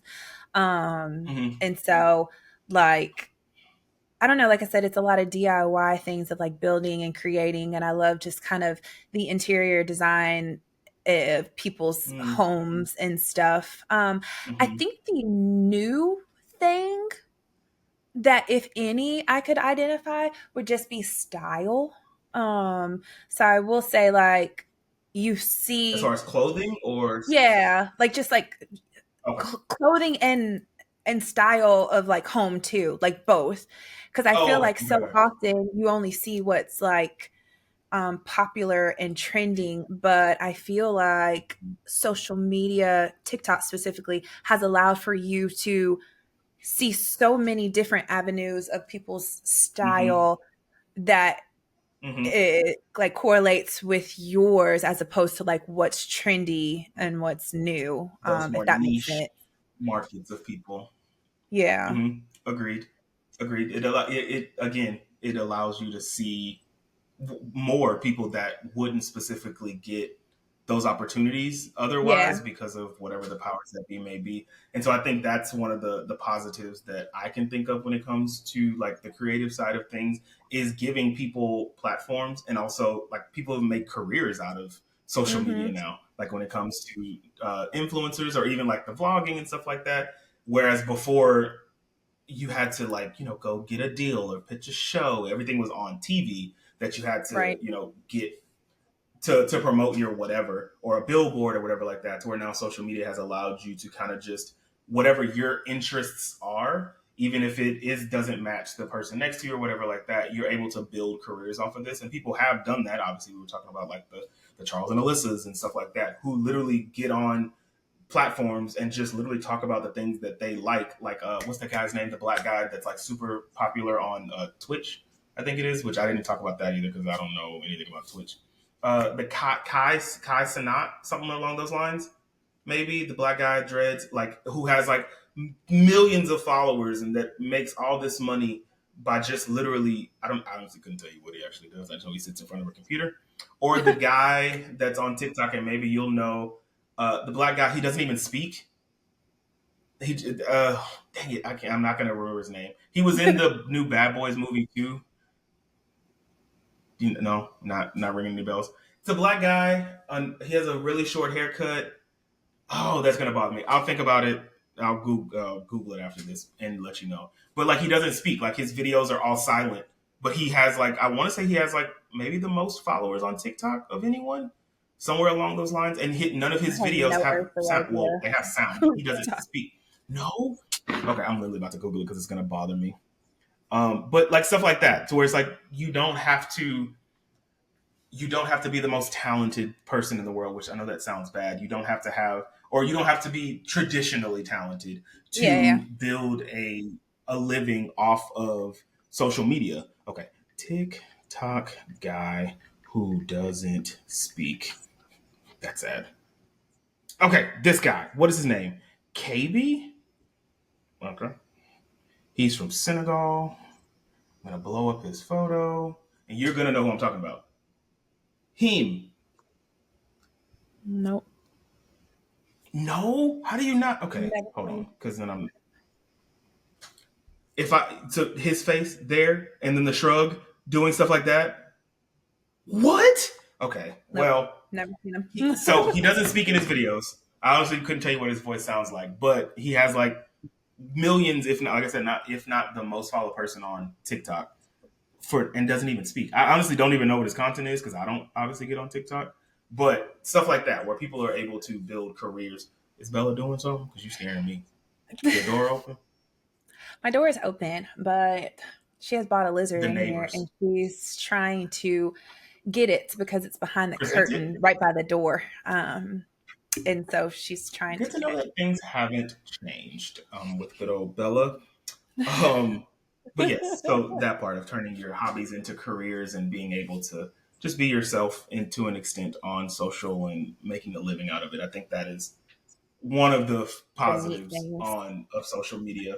And then on the negative side of that is the, again, like we said, starting everything is always authentic, but then because of the capitalistic nature of everything, everyone wanting to go viral and doing things for the sake of going viral, even if maybe it doesn't align with With who they you are. or it's not something you want to do or whatever like that. Yeah. So can you think of any instances? And I don't. Again, I know you don't keep up with as much where the pressures of going viral has hurt someone, that not like hurt in the sense of like, oh my gosh, I'm sad, but hurt in the sense of like their brand, like of being forced to go viral, has actually had the negative effect on a person that you follow, or any Um, instances of people that you follow speaking out about the pressures of going viral. I can't think of anything in particular in that regard. This is kind of Mm-hmm. related to it. What I've Mm-hmm. seen as an impact of that is just like this generation, like Generation Z, being so consumed with wanting to do that as their career. Granted, they definitely could do that as their career, but they're missing, because of the way it's highlighted now, they're missing all that goes into it that got that person to Mm-hmm. be where they're at. And so Yeah. I feel like I don't know of any like famous person or a content creator to the extent of having that happen to it, but I know of Mm-hmm. just like how it's affecting like Generation Z and Mm-hmm. them doing things that don't necessarily align with who they are as a person, because they want that popularity and the viralness of it. Mm-hmm. Agreed, and I do want to touch on that too. The thing for it for me that I when it comes to the virality, is that a word? I don't know, because not validity, but the desire for everything to be viral and to garner these views. I think about like in the music industry, of how every artist's labels are always wanting them to create a dance because of like the Savage Challenge, like how that helped elevate the song. That Right. everything needs to go viral on TikTok or Instagram for there to be this push from a music label to like really, okay, we'll give you more money if this needs to be a viral TikTok hit and stuff like that. And I feel like in a lot of instances, excuse me, it is diluting art, or it's hindering some art from being able to be seen, because Hmm. if it doesn't go viral on the internet, then it's like it's seen as less than to the powers that be and the whatever. And so you might have this great song, maybe in the catalog somewhere back there, that your label's like, no, I don't think you should do that because I think this song will go viral on TikTok, so put that one out. And Yeah. artists that I think about, I know JoJo has mentioned that before, like our fave, about how they're wanting her to go viral on TikTok, and she's like, I'm 30 something, I'm not trying to do stuff like that. And so I think that does hinder people from actually reaching certain potentials because of this desire for everything to just be quick and just like a quick hit and then we go. And I think Yeah. artists like Beyonce and stuff, like older artists, have talked about that too. About everything is like just put it out there and it burns up. Put it out there, burns up. Instead of actually taking time to create something that's cohesive, that's impactful. It's all for the quick instant gratification, which is what I feel like you were mentioning with the Gen Z, is like everything you want it to happen so quickly. And I think that's Hmm. one of the positives of us of growing up without social media and kind of it being introduced later in our lives, is we we have other interests. Like social media isn't our everything. Like it's not all Yeah. consuming to us as much as maybe sometimes it is, but we have lives outside of social media. And we know more of what happened behind the scenes of things prior, to where we don't just think finished product. We understand the work that goes into making something happen. And with Gen Z, because a lot of them, they grew up in the smartphone era, like everything's been like right there. And the finished product, not the process, has been so put into their face that it creates that FOMO for them Hmm. of like, I feel like I'm not doing something right, or it breeds that oh, what's the word I'm looking for? It breeds mm-hmm. Yep. Wow, words really are not being my friend Kind of today. that self-doubt Um, just with like your in within your yeah, abilities. this is why we work. This is why we work. Yes, it breeds that self doubt and makes you feel like you aren't doing enough. And I Like mean, even in inferior. some instances, myself too. Yes, inferiority, imposter syndrome, or things like that, because you're like, oh, these people, I want to be that. And Yeah. for us, like I said, we know. I think we grew up watching our parents, just work hard and stuff like that. We didn't have the everything in our face looking so polished. We saw the ugly side of Hmm. things, so we know what it takes. But again, those people, the younger generation, they haven't had that, so they think that everything is supposed to come easy, and it's supposed to Right. literally, like, I'm supposed to set up a camera and be perfect the minute that it starts. And yeah, it don't happen that way. And so Mm-mm. it creates those mental health things of like not wanting, of feeling less than because your stuff doesn't look like this person's stuff. Meanwhile, again, these people have literally they weren't overnight successes, or they have a lot of money behind it, and we don't see that part. So that's been an Right. interesting negative for me. And granted, I don't have my brother. I guess thinking of I don't know a lot of Gen Zers that I'm like close to where I can think of like talk to them and understand their mindset. So, but I think you, which I know you can't say much, but I know you've worked with kids a lot in Yeah, your yeah. I work profession with to a kind of lot of see that. So, can you Gen tell Z. from yeah, but I say, can you tell in a generalized thing of what you've seen from the Gen Zers and how mental health and social media has impacted them from that standpoint? Well, I think it's literally what you just said in the sense of like what they're seeing now or what's being placed on social media is the finished polished product as opposed to us being privy to see like the background stuff. And so it creates this complex of, okay, if I'm doing something and it doesn't look like this, then I'm doing something wrong. Like their standards are so unrealistic and the pressure is Mm-hmm. so placed on them in regards Mm-hmm. to like wanting to be perceived a certain way. Like there's Mm-hmm. little to no room for error. And it's like, that's not how it Right. works. And so it does Yeah. play a role on their mental health because it's just kind of like, for one, it takes a lot of energy and effort to pour into that. And so it's taking you away from the things that you need to be worried about, as opposed to Right. there being like a happy, healthy balance. And so, um, yeah, it's definitely not the best. It's not the best Mm-hmm. because they don't have balance. That's literally what it is.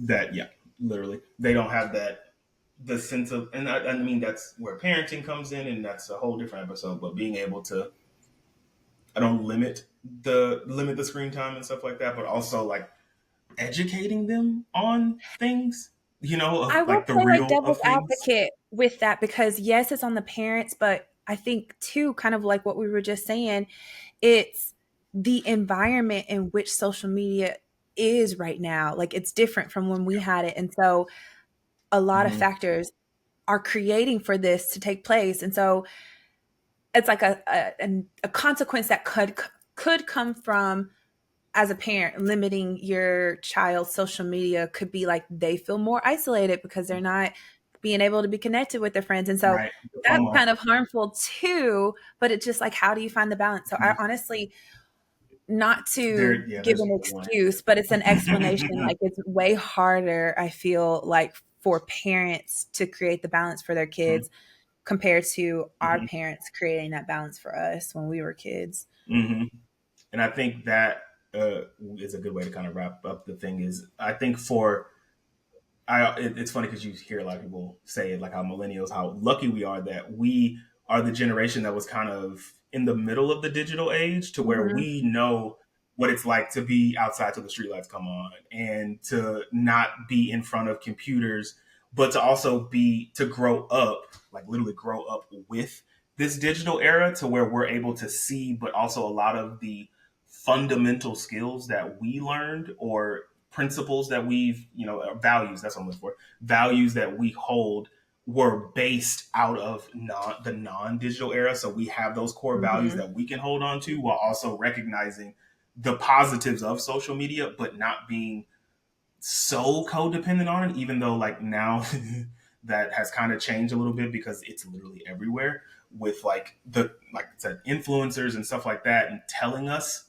almost what we need, telling us what we should have and what, so like that, which I mean, I guess back then there was also that too, but it came from a more, like we said, balance. It was, you saw that on TV or the ads Yeah. in magazines and stuff like that. And it was people that were, uh, I guess actually of status. I hate to say it that way, but like there were actors or people that you actually revered when it came. It Mhm. wasn't just like a regular person that kind of, I guess maybe attributed to the platform that we put those people on back then was like, oh, this is like a thing to aspire to. Whereas now with the kids now, the Gen Zers, and I don't has Generation Alpha started yet? Yeah, right. I don't Like know. restarting.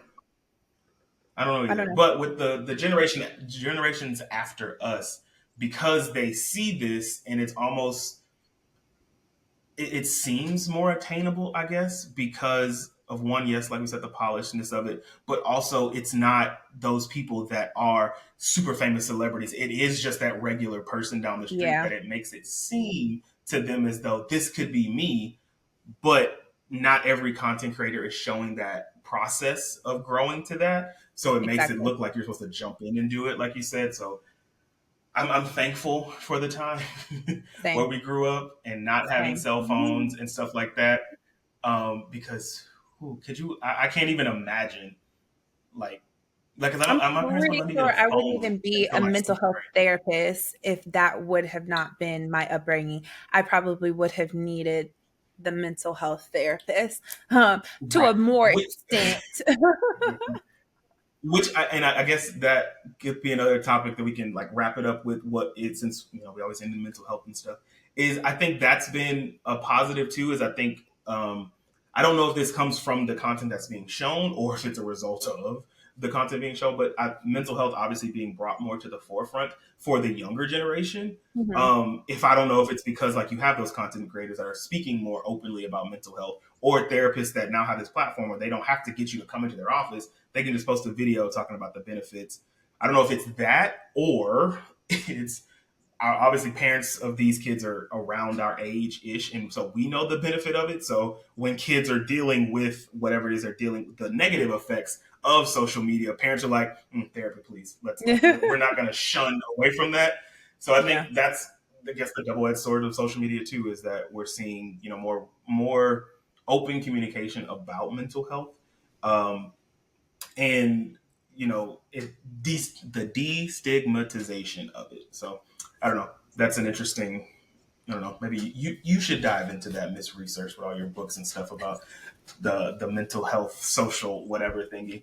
But before we close out, is there anything maybe that we missed that you were like social media this or I want to talk about this on social media? Is there anything else that we might have missed that you that is on the tip of your tongue or the front of your lobe? No, I mean, I feel like you did a pretty thorough job at just kind of covering all bases related to social media in that regards. And so, good episode. Good episode. Thanks, ma'am. And we are going to, I guess we'll tease it now because we do have Cassidy, who we've talked about on here before. She was one of the melanin moments with her business coming on.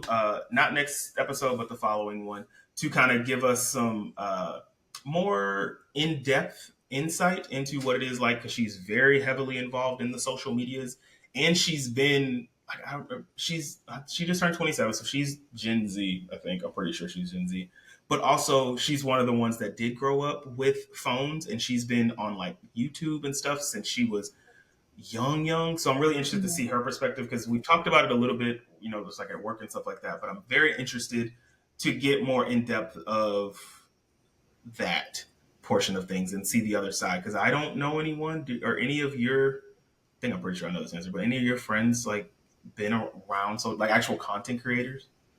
I don't think so, huh? No. I mean, the only person like I mentioned is like friend of a friend, but Okay. Raven, Whitney's friend Raven, Oh, I who remember. Yes. literally where she's at now, I love her content, but like I know to a certain extent what she did What all she in has to. college. Like that took years and years, like Interesting. 10 plus years of her getting to that point. And now she's great.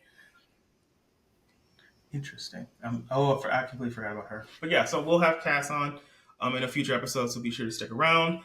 But I think going back to the beginning to answer this question to close out. So how would you do? Does your answer stay the same on if you think social media has helped or hurt?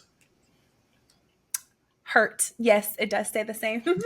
I feel like I said, it's a percentage of each, but more so, I Hmm. think social media is very like harmful because of how it's displayed. Not the what, but like it's very Wow. harmful for the people who don't see that behind the scenes. Like it's more harmful for Generation Z than it is for us. So that's why I would say yes, because obviously Generation Z are the more so coming up young adults and stuff. Yes, I 1000% agree. My answer didn't change either. I don't think I gave my answer in the beginning because I obviously knew where we were going with this. But the thing that we will end with is our lovely mental health moment, and I'm sure you can add some stuff to this too. But I think the biggest thing in relation to social media and mental health is to find balance in it. Making sure that you go touch some grass as well and don't just live your life behind a screen. I think that has been the biggest thing that I can say to just like knowing Gen Z and stuff like that and how consumed they are with everything that happens with social media and phones is just being able to turn it off and, set those boundaries of, go actually live in the world and not just observe it. I think that's definitely beneficial. One of the little tricks, that I've done because of speaking on the algorithm and stuff like that, I have a separate Instagram page that I use just for like the more fun, lighthearted stuff to where, like how you say, you just shut the app off. I'll just switch pages and see more of the stuff of like people making drinks or cooking and stuff like that, to where if I ever do get overwhelmed or if the political stuff gets too much, not saying everyone I think they call that finstas, not saying everyone should create one, but I was to the point where, because we have the podcast page and stuff like that, it's weird because I felt like they started to just kind of blend together. I was getting a lot of podcast stuff on. I'm like, I don't want to see this all the time after doing it. So I was like, let's just go find some food stuff, some fun get ready with me, like outfit stuff, drink recipes, food. So that's my little way of how I cope with it, is to just, try to separate the two. Do you have any tips that you would like to leave in the mental health moment space for our listeners that you find beneficial? I think I would echo what you said, and just an effort to find balance. I would say utilize what you see on social media as a reference and not a goal. So I feel like, kind of along the lines of comparison is the thief of joy. I feel like so often, when people are looking at social media, they want to replicate and do exactly what the person is doing and what they see. But like, you're never going to be that person, and you're never going to do what they do to the extent that they do it. And so using it as a reference to like help guide you maybe, but not necessarily of like your end all be all. And so that would be helpful, and not comparing yourself to the extent that it's harmful for you. That was great. And I don't think we need to add anything else after that, except for be sure to here comes the oxymoron. Be sure to follow us on social media on Instagram and TikTok at Crazy Little Pod. Follow, not geez, my words. Just see, that's the universe saying, how you gonna tell people not to follow and follow? Subscribe on Apple Podcasts, also Spotify, all the other major platforms. We are there. Be sure to rate the show, leave us some comments and stuff like that. Let us know what you like and what you don't like. Just be respectful, because we're artists and we're sensitive about our shit. But we do love to hear how we can improve or what you do like about the show. And also, we're going to bring it back to the forefront again. Questions. We didn't get one this week. We did have one last episode. But if you have a question or need advice, feel free to send us an email at askcrazylittlepod@gmail.com, or view the link in our bio on Instagram. You can go there and click it. The first thing should say submit a question. You can submit directly through there. It can be anonymous. It doesn't have to be your whole name, your full name, real name, whatever. Just give us some details so that we can accurately read the story and give accurate advice. We still haven't heard back from... Oh, no, never going to say that. Anywho, other than that, do you have anything you want to add before we jump out, Nat? Nope, I think you covered it all. Perfect. Well, we will see you all in 2 weeks, and be sure to take care of your mental health and stay off social media for a day or two.